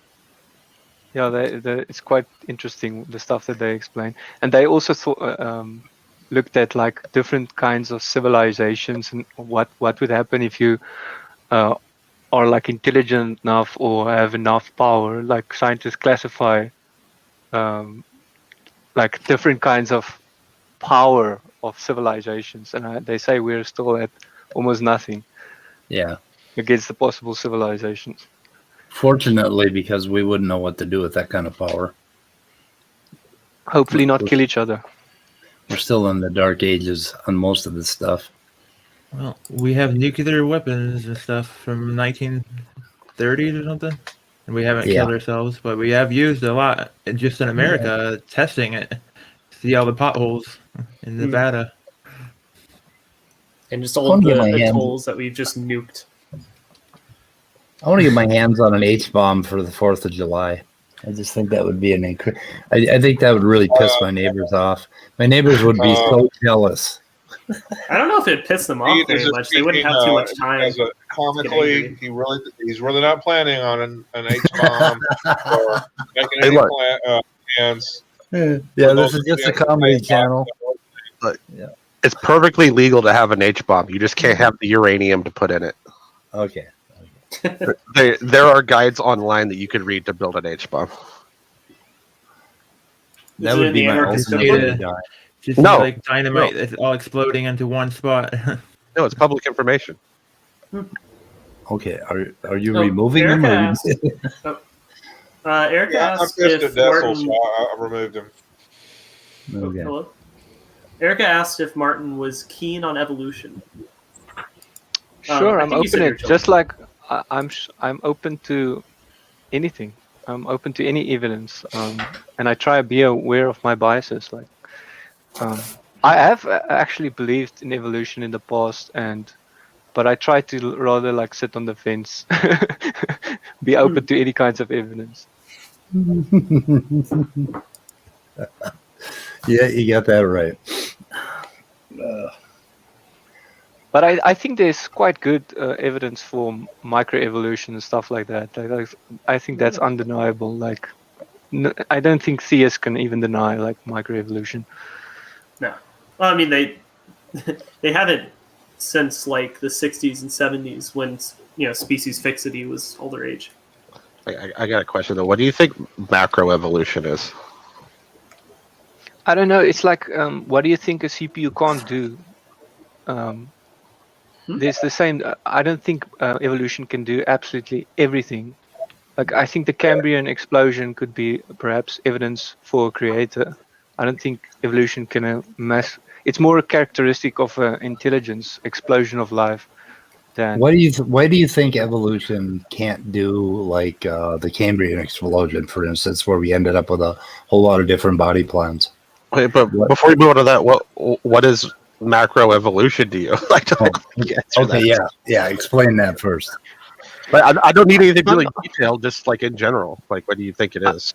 I'm still ignorant of where like it's the same with the CPU. What can a CPU not do? I think that there's evolution. Sometimes evolution can't do stuff. Like I don't think evolution can do absolutely everything. I don't think it's like a god that can do like anything, like explosion of life and create absolutely everything from nothing. And I don't know.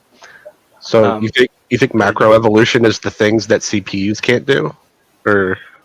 No, just like in a computer, a CPU can't do absolutely everything we can do. So you can't explain absolutely. Yeah. Oh, are you just saying macroevolution is the things that evolution can't do? No. I'm just saying it's like there must be some place where we would expect that evolution can't do something, or do you think evolution can do absolutely everything? But here's the thing, like anything. Usually when people break micro and macroevolution apart, they have a total misunderstanding of what evolution is. Right? Because like what would be macroevolution has all the same mechanisms micro does, and it doesn't have any extra. It's the same thing. Mm-hmm. But they'll say macro doesn't exist because that's like one thing becoming another thing. And usually, if you define macro evolution as just a small micro evolutions put together, then then I would say yes. Macro is just speciation. I would agree that evolution can't do everything, but obviously the things that evolution can't do, it hasn't done. Evolution can't break the laws of physics. Where, as Kent Hovind would say, we're never going to have a dog the size of Texas, right? Because the nutrients requirements for that dog would just be absurd. We're never going to have something made of non-air that's just lighter than air. We're never going to have a mammal with bird wings or something like that. Dog the size of a flea. Yeah, there are physical constraints to evolution for sure. So I think it's an interesting way of saying that like macroevolution is basically the stuff that evolution can't do. Yeah, and I don't know. If that was what you're saying, I would agree. I said I have ignorance in this part, but I think a creator can make like crazy stuff. So he can make a system that can create everything. So after he did the initial input, just like we do. Yeah, well, if that's the case, then why haven't we seen like dogs the size of Texas or something like that? Obviously, I would agree that an all-powerful creator could do that. It depends on which. But we've only ever seen things that are constrained by the natural world. What do you say, Scott? I said it depends on which Texan you ask. I've heard plenty of people say their dog is the size of Texas. But yeah, yes, I would agree that obviously, all-powerful God could do whatever it wants. But everything we've seen, everything, at least evolutionarily, I guess technically everything in the natural universe has been constrained by natural laws, right? So I don't think that necessarily makes sense. But even our worlds that we create, we have laws in it, like gravitational laws and stuff like that. So it's also constrained, but I don't think the creator of that game is constrained by those laws. He can like fly and do what he wants because he's not constrained by it. But don't you think like the Cambrian explosion could be like evidence for our intelligence? So I would say not really, because we do have life before the Cambrian, right? We have multicellular life before the Cambrian. We have sponges that date all the way back to the Cryogenian. We have the Ediacaran, which came right before the Cambrian, which, obviously there is multicellular metazoan life. Bilateralian life isn't super common, but we do have the earliest protostomes and deuterostomes from the Precambrian. And then the Cambrian explosion, quote unquote, isn't really an explosion. It's a rapid diversification that's spread out over like 60 million years. And the argument is like, okay, well, all modern phyla come from the Cambrian explosion, but that's not even true. I mean, rotifers date to like the Eocene, right? So I don't really see the Cambrian as an explosion of biodiversity. I think that's almost a misnomer. I think it's an explosion of hard parts within organisms that made them easier to preserve. The Cambrian explosion, from what I've learned, is exactly what we would expect. Well, It's exactly what Isn't it a characteristic explosion of life more a characteristic of intelligence? No. Or- Well, but I like I said, I think the characterization of it as an explosion is kind of a misnomer. It is. What was it? A 30 million year explosion, or 3? Well, it's spread. Yeah, I mean, the most characteristic life of the Cambrian is the trilobite. Like, everyone always knows what the trilobite is. Trilobite didn't even come in until towards the end of the Cambrian. Early in the Cambrian, basically all we had was certain worms, like penis worms and stuff. I forget their I guess that their non-normal name, their Latin name. Yeah, there was like penis worms. There was small shelly fauna, so like brachiopods and stuff like that. What concerns me more is that we don't have more explosions, or we don't have one going on right now. And there's got to be a reason for it that has something to do with the economy. I think there's always an evolutionary explosion going on, quote unquote. Yeah, that we don't. Right, there's always seeing. like adaptive radiations. The reason that we know more about the Cambrian than we do about like the Ediacaran is just because the things in the Cambrian were the first things to have hard parts that fossilized better.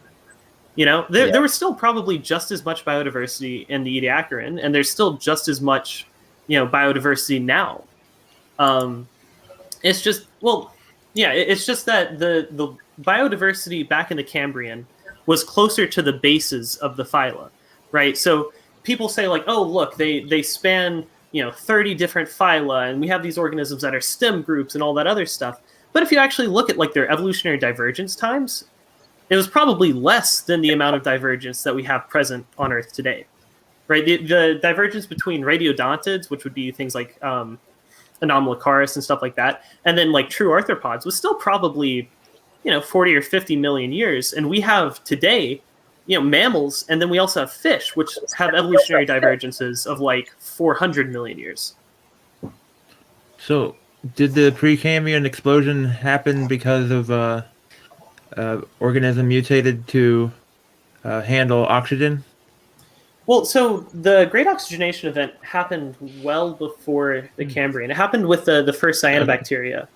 I think the reason that there is like the Cambrian explosion, quote unquote, in the fossil record is because there's an increased prevalence of hard parts, which a lot of scientists think probably came from the development of eyes, right? So before the Cambrian, most organisms didn't have eyes, and it made predation a lot harder. But as soon as you have organisms that, instead of just seeing like whether it's light or dark, instead of being able to see like the direction that the light is coming from, it meant that predation pressures would have been a lot stronger. So then other organisms would have had an adaptive response against the predation, right? So you would have seen like shells, and you would have seen, increased swimming and that kind of stuff, right? Yeah, it was a prolific result of some protein families that basically became fixed, that had to do with secretion of calcium and minerals, for one thing, among other fibrous interconnecting things, and that caused the explosion because there was no reason for it. There was nothing keeping it from basically diversifying at that point. So there was a hell of a lot of diversification that popped up. Mm-hmm. Erica said it's parapulid worms. Preapulid. I don't know. I'm bad at saying it, but yes, that's the worm. Preapulid. Preapulid. Yeah, preapulid. Yeah, preapulid. But just Walker, you sound like you know a lot, man. Well, thank you. I mean, yeah, so, I'm not sound like an expert biology person. Oh, sorry, what were you saying? Sorry, I just wanted to throw in. Can you guys hear me? Okay. Yeah, we can. Yeah. There's a little bit of I have way too many. Sorry, I have way too many tabs open right now, and so it's just kind of interfering with the. But I don't want to X out of them because I need them. I just wanted to throw in a couple of things. I just had a response to something that was mentioned earlier, and then I wanted to get your guys' thoughts. It's kind of off topic, so I want to make it quick. And just also to throw in there, the penis worms are named after the god Priapus. That's where that comes from. And I just, if anybody's interested, he's a really interesting ancient god. If anybody wants to Google Priapus and see what he was up to. What I wanted to throw out there is you guys were mentioning Karl Popper and falsificationism before, and I really come across a lot like practicing scientists and researchers who kind of think that falsificationism is the gold standard of how to understand or approach philosophy of science. But I think that that's a mistake, and I've talked about this a little bit with Just a Walking Fish. In contemporary Phil of Sci, Karl Popper is not highly regarded. And there are some good reasons for that, which I can get into if you guys want to discuss it a little more. But the main thing that I want to focus on here is, and I'm not suggesting that Jason Torn, who brought up Popper, is going to endorse everything that Popper ever said. Yeah, but the basic rationale there is, the basic rationale for Popper, though, is that he doesn't like induction. So he wants to come up with another way of going about the sciences.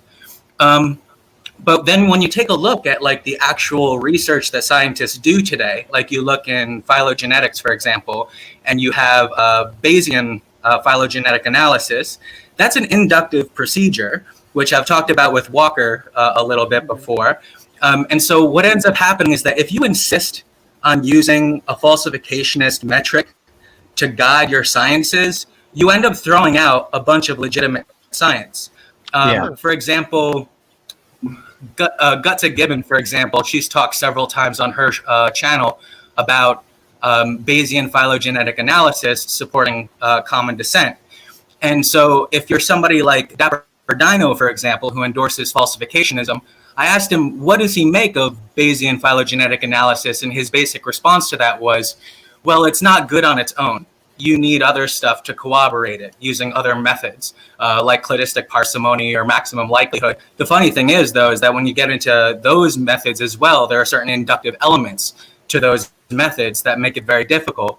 But when you do that, though, when you basically poo-poo away Bayesianism and phylogenetics, think of all the stuff that Gutsa Gibbon would have to scrap off of her channel as now being illegitimate science because you decided to take up this kind of research program.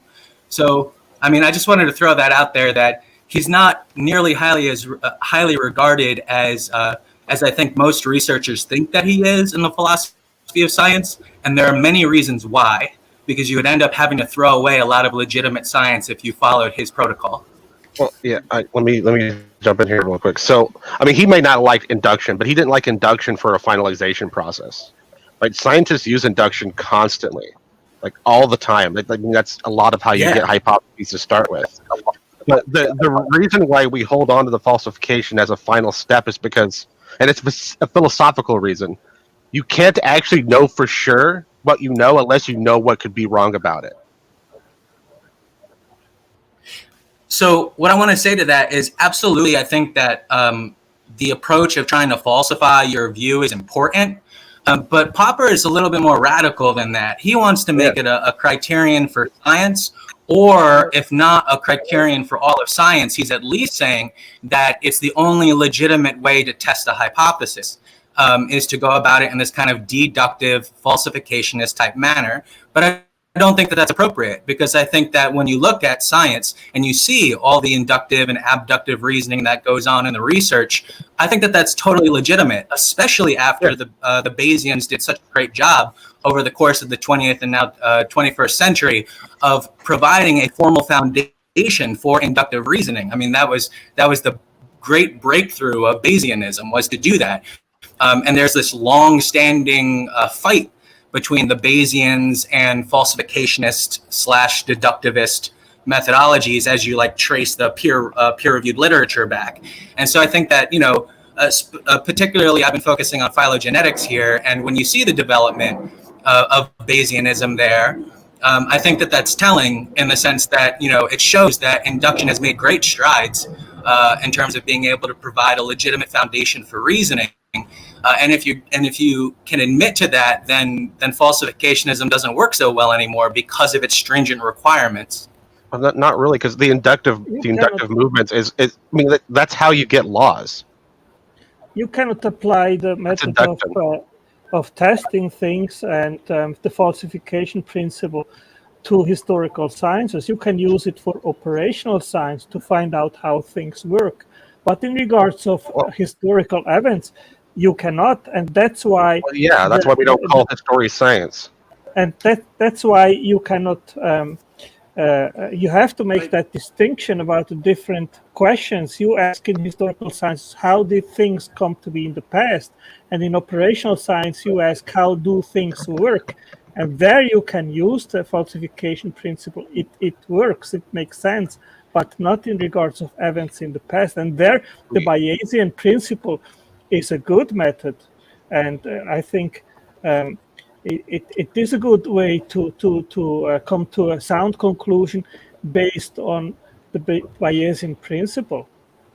Yeah, I don't think that's even. So I think against science of what he just said. We don't consider history a hard science. So great. Well, he's talking about the distinction between historical science and observational science, which is kind of a creationist thing. Yeah. No, it's not. Yeah.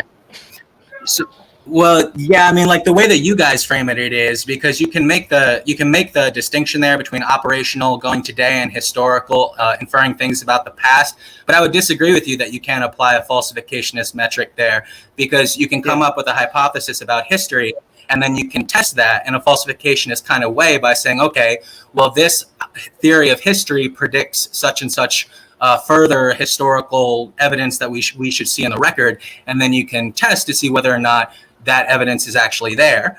And if you would expect the evidence and it turns out to be absent, that would be that would provide as a defeater, a falsifier to your hypothesis. But I mean, like the whole thing that you guys have going on about operational versus historical science, you know, when I see that you guys talking about that, it's interesting to me because usually the people who talk about that are conservative in orientation when it comes to their politics. And so like what they'll do is they're very supportive, for example, of you know, like police work and stuff like that. They support the police. And yet when you take a look at the way that detective work is actually done, that is exactly making inferences about past events that you weren't there for. And so, I mean, like basically I'm waiting for you, Angelo, to become a social justice warrior and start talking about defunding the police because now we can't engage in this kind of historical reconstruction of past events because that's not legitimate science. I think science comes from the Latin word scientia, which just simply means knowledge. So scientists want to gain knowledge. That's why you get like political science and social science and library science and stuff like that. It's just simply gaining knowledge. And I think scientists use multiple methods, not just the scientific method to gain knowledge. Mm-hmm. Or am I wrong? They only use the scientific method in places where you could get things via deduction. Right, that's what he was talking about before. That's why you have falsification in those quote unquote hard sciences. Yeah. Well, like I said, I think the only go ahead, Walker. Oh, I was just going to say, I think the only time I've ever heard the distinction between observational science and historical science being made, it's usually by creationists. And I disagree with the principle that you can't test historical sciences, quote unquote, right? Like you were saying, you know, if I predict that there was an asteroid or something, I would look for the common signs of an asteroid. I would go to that fossil layer and see like, okay, what's the chemical composition of this fossil layer, or not fossil layer, but geologic layer. I would say, okay, is there an asteroid impact that dates to around the time that I think this asteroid impact happened? Is there like an impact crater, right? So there are definitely ways to test to see if a historical event happened. But the thing is that history is not doesn't happen in a linear fashion. There are many catastrophic events and things which are unexpected. So you cannot actually make predictions at all, I would say. Name one. Well, even in secular science, it's claimed that there were several catastrophic events and asteroids which hit the Earth and things like that. So that is not a linear progress which you can extrapolate in the future and say what happened in the past must happen as well in the future. Well, nobody's extrapolating to the future. Everyone's saying, here's what we think happened in the past, and here's what the evidence that supports that event happening. Yeah, well, When we extrapolate into the future, we're going off probability. Right? It's not really. I wanted to make one last comment, and then I'll take your response off the air. I'm going to get back to the chat room, but what Service was saying about how the falsificationist or deductivist way of going about things is how you establish natural law. And one of the good criticisms against falsificationism that I've come across deals with exactly that issue, where on Popper's account, if you do a certain stringent test of something, as a way of potentially falsifying a hypothesis, for Popper, you can't just repeat that same test endlessly and keep on adding to the corroboration of your hypothesis. It's just, basically for Popper, for each time that you repeat that same experiment, there's a diminishing return for corroboration toward the hypothesis. But the only way that you can make sense of that is by an implicit inductive assumption that the test will consistently return those same results.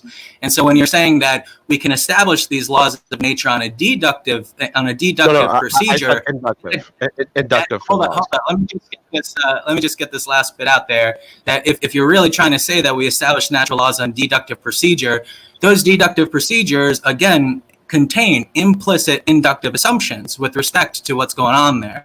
So respond to that as you will. I'll listen to your response, and then I'm going to head back out and go back to the chat room.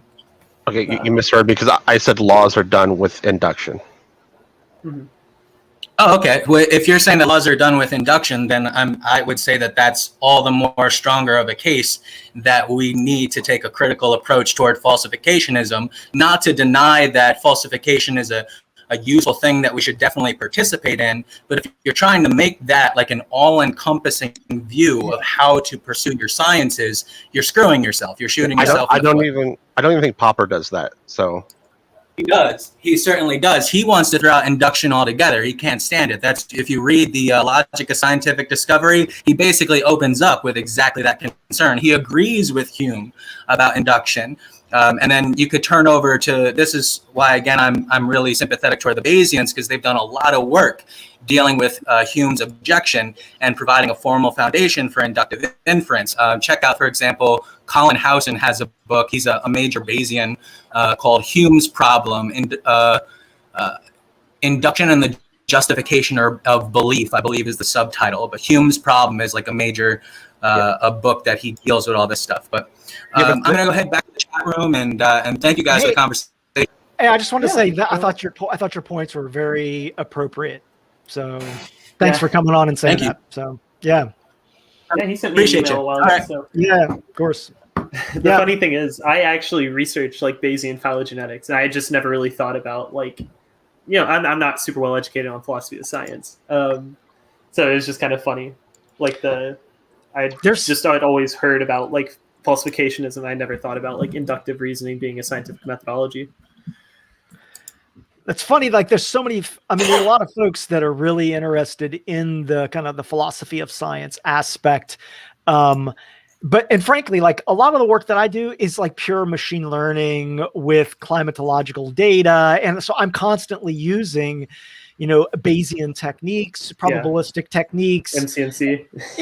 Or like Monte Carlo methods or whatever, like, ensemble decision trees, neural networks, whatever. But certainly, it's like, what's the phrase in data science is, if all you have is a hammer, everything is a nail. So certainly you don't want to come at everything with a null hypothesis falsification strategy, because there may be certain situations that are more appropriate to do for probabilistic evaluations of models, etc. So I would completely agree in that respect, but I don't want to do any disservice to the falsification null hypothesis methods, because they are very valuable and useful in science. So I don't think Grace was saying that. So for an actual scientist, how often do you check into the current philosophy of science, and how much do you care? No, I do. How often do your George Soros checks come in? No. I do care about philosophy of science. Actually, Yeah, one of papers that I worked on was on reproducibility in data science and like methods, like what is reproducibility, is what is replicability, how does that apply across different disciplines, how do we do that? You know, and Popper is certainly, you know, a facet that is involved in kind of the history of that leads us to methods of documenting and you know, establishing methods for reproducible science, which is a big issue. So yeah, anyways, that's all I'll say. Yeah. I wanted to cut in real quick because I don't think he was doing it on purpose, but I find this a common criticism of Popper.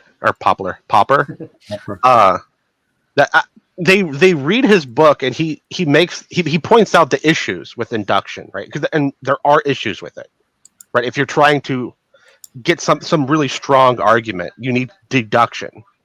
And he's trying to make as much as possible deduction. He's not saying that induction is useless. Mm-hmm. Yeah. Like I said, I've never read anything by him. So Otangelo shared this paper with us. He said I would like it. Living things are not machines. Yeah. But wait, so what part of it was he quoting? He wasn't quoting. He just shared it in private chat and said that I would like it. I think he may be right. I'm not sure. So one of the most useful metaphors for driving scientific and engineering progress has been that of the machine. I love science, and but the only thing I don't like is the huge biases some scientists have that keep them like away from the truth and make them make errors. Like even if you pay someone to do science, you're giving them a bias to do the science that you want it to be. Understand? Well, the whole point of the scientific method is to filter out individual biases, right? Because everyone comes into a research proposition with their own biases. You know, I as much as I try to be unbiased, obviously I have my own biases. So if I'm like approaching a research topic, you know, I send that paper off to, I don't know, some sort of journal or something, and then 10 other people read the paper and they're like, okay, well, you know, here's where you did some weird methodology, or like my lab PI will be like, you know, have you thought about approaching it from this direction or something like that? And then, you know, 2 years down the line, even if it makes it past the peer review process, 2 or 3 years down the line, new data might come out and revise whatever I submitted. So the scientific method as a process tries to, I guess, alleviate the individual problems, or I guess the problems that individuals bring to the table, not individual problems. That doesn't make sense. Yeah, I mean, this is interesting paper. You should provide the DOI for that. I don't know if anybody has it. Let's see. I've got I've got a link. I'll put a link in the description and I'll put it in chat. Yeah, it's great. Yeah, it's a brand new paper. It looks like. It says Frontiers, and what was the journal? Frontiers of Ecology and Evolution. I'll send the DOI. Yeah, great. Yeah. Yeah, and Michael Levine is a very well-known scientist which makes research in cell communication, and there is some great stuff, great science papers published by this researcher. So yeah, and Otangelo, I mean, I can certainly appreciate the complex nature of machines versus cells, and like, I'm actually really interested in this aspect of like, it's not a part of my, just like generally interested. Not. Oh yeah, sure. Have you seen our Nicholson papers that we've been reading, Jason? No. There were a couple on pushing back on the idea of a cell as a machine. And one of the most interesting things, you know, that little video you always see of the little man thing walking on a microtubule delivering a cargo? Yeah, okay. You remember the video I sent, right? What's that? Do you remember the video I sent with the microtubules, and it had like the weird things like carrying it around? Yes. Yeah. Okay. Anyway, Nicholson showed that there are some other ways to look at that process. There's sort of a stochastic way to look at it, and like if we could actually magnify that thing and watch it happening, we probably wouldn't see a little man walking carrying a ball. Well, I mean, and if all you of like biology to is sleep at night, you can also listen to our paper trail on Nicholson's paper, because we pretty much read the whole thing in a series of live streams. And nobody ever watches us. Yeah, so watch it when you want to go to sleep, and you know, yeah, you know what, guys? I've only got 5 likes. Fuck it, I'm going to end this stream. No, I think you need to refresh your page because it says Fuck you 29 all. on my end. Yeah, Really? Yeah. What? There What is was like going on? 7. There was like 17 when I came in the room. Oh, okay. I guess 3 or what the- something. What the It says hell? 28 likes. Yeah. Let me just. Yeah, I'll give let you a me- dislike just for that. Let me refresh. Damn you, Walker. Okay, I'm refreshing. Let's see. Oh, you guys are. Oh shit! And I've been whining. What the You hell? got 2 dislikes now. Usually Google updates that stuff, but I'm sorry, guys. And here I've been whining. I thought nobody loved us anymore, and I was getting all emo. I was getting all soy It's on the it. demons. The demon, yeah. Anyway, yeah, this is another interesting paper. But Nicholson has a number of papers. He's I think what is he? I think he's got a degree in genetics, but he's also a philosopher of science, and he does a bunch of stuff on normativity and a whole bunch of other interesting work. So, interesting guy. You might want to check that out. We have to finish that second paper, don't we, there, Scott? Yes, we do. I was kind of thinking about that as I was recommending the other one. Right. And we still want to do that second thing on information, which I failed to do last night.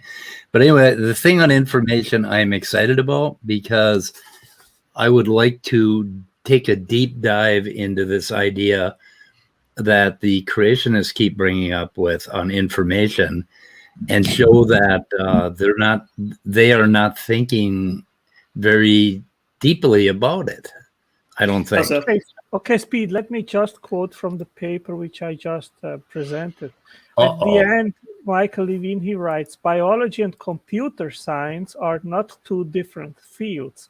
They are both branches of information science working in distinct media with much in common. This is interesting. You said biology and computer science? Yes, biology and computer science. See, are not 2 different fields. Okay, I would say maybe bioinformatics and computer science, but I mean, I don't know if I would say biology and computer science, but who am I? So, I think ultimately have you every read those field is... Nicholson papers, Otangelo? Sorry? Have you read them straight through, like all of them? Oh, this paper, I was just searching about robots during the stream, and I did find this paper, and I thought it's interesting, so I linked it. Okay, So you haven't read any of the Nicholson papers. That's what I'm hearing. Well, I'm curious. Does Otangelo think chemistry is the same thing as like computer science? No, what I think is that DNA is like a hard disk which stores instructional assembly information, and that information demands an explanation, in special when it comes to the information to make the first. Does a hard disk keep instructional information, like to build stuff?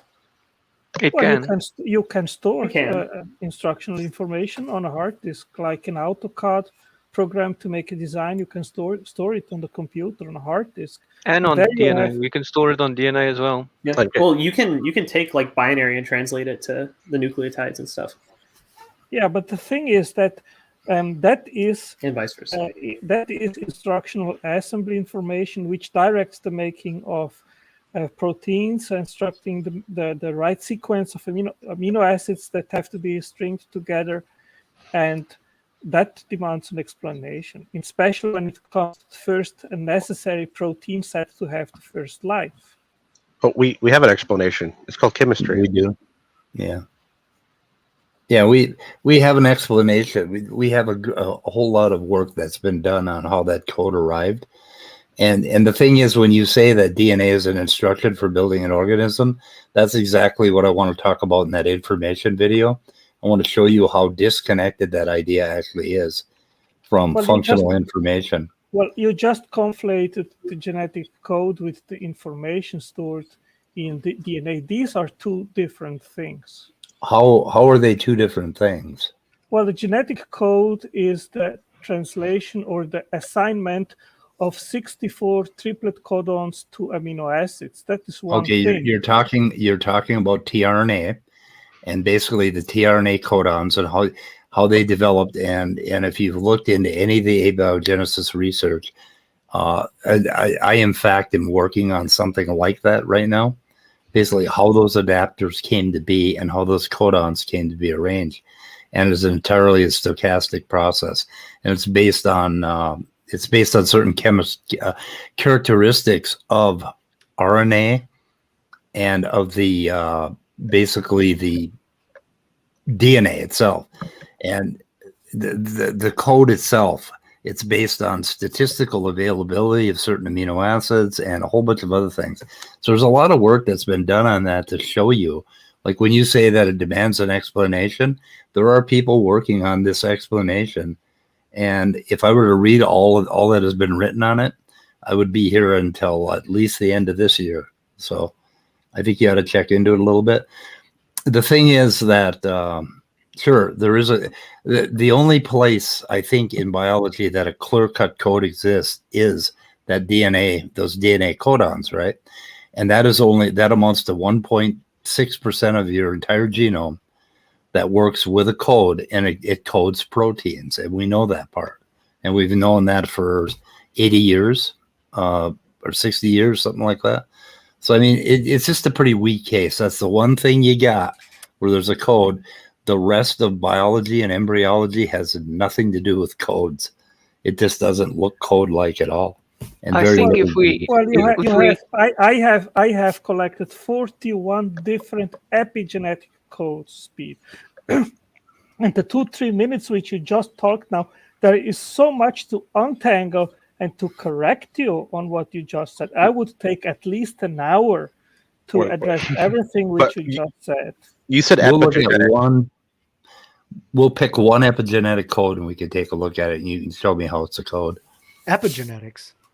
Yeah, epigenetic code. It's kind of a new thing that, there are all these epigenetic systems that we're uncovering. I know what epigenetics is, like the Mike Skinner epigenetics, gene expression facet. Yeah. Anyways, all the stuff you guys talking about, it's not my area of expertise. So I'm, Okay. I don't want to like. That's how I feel whenever I talk about biochem.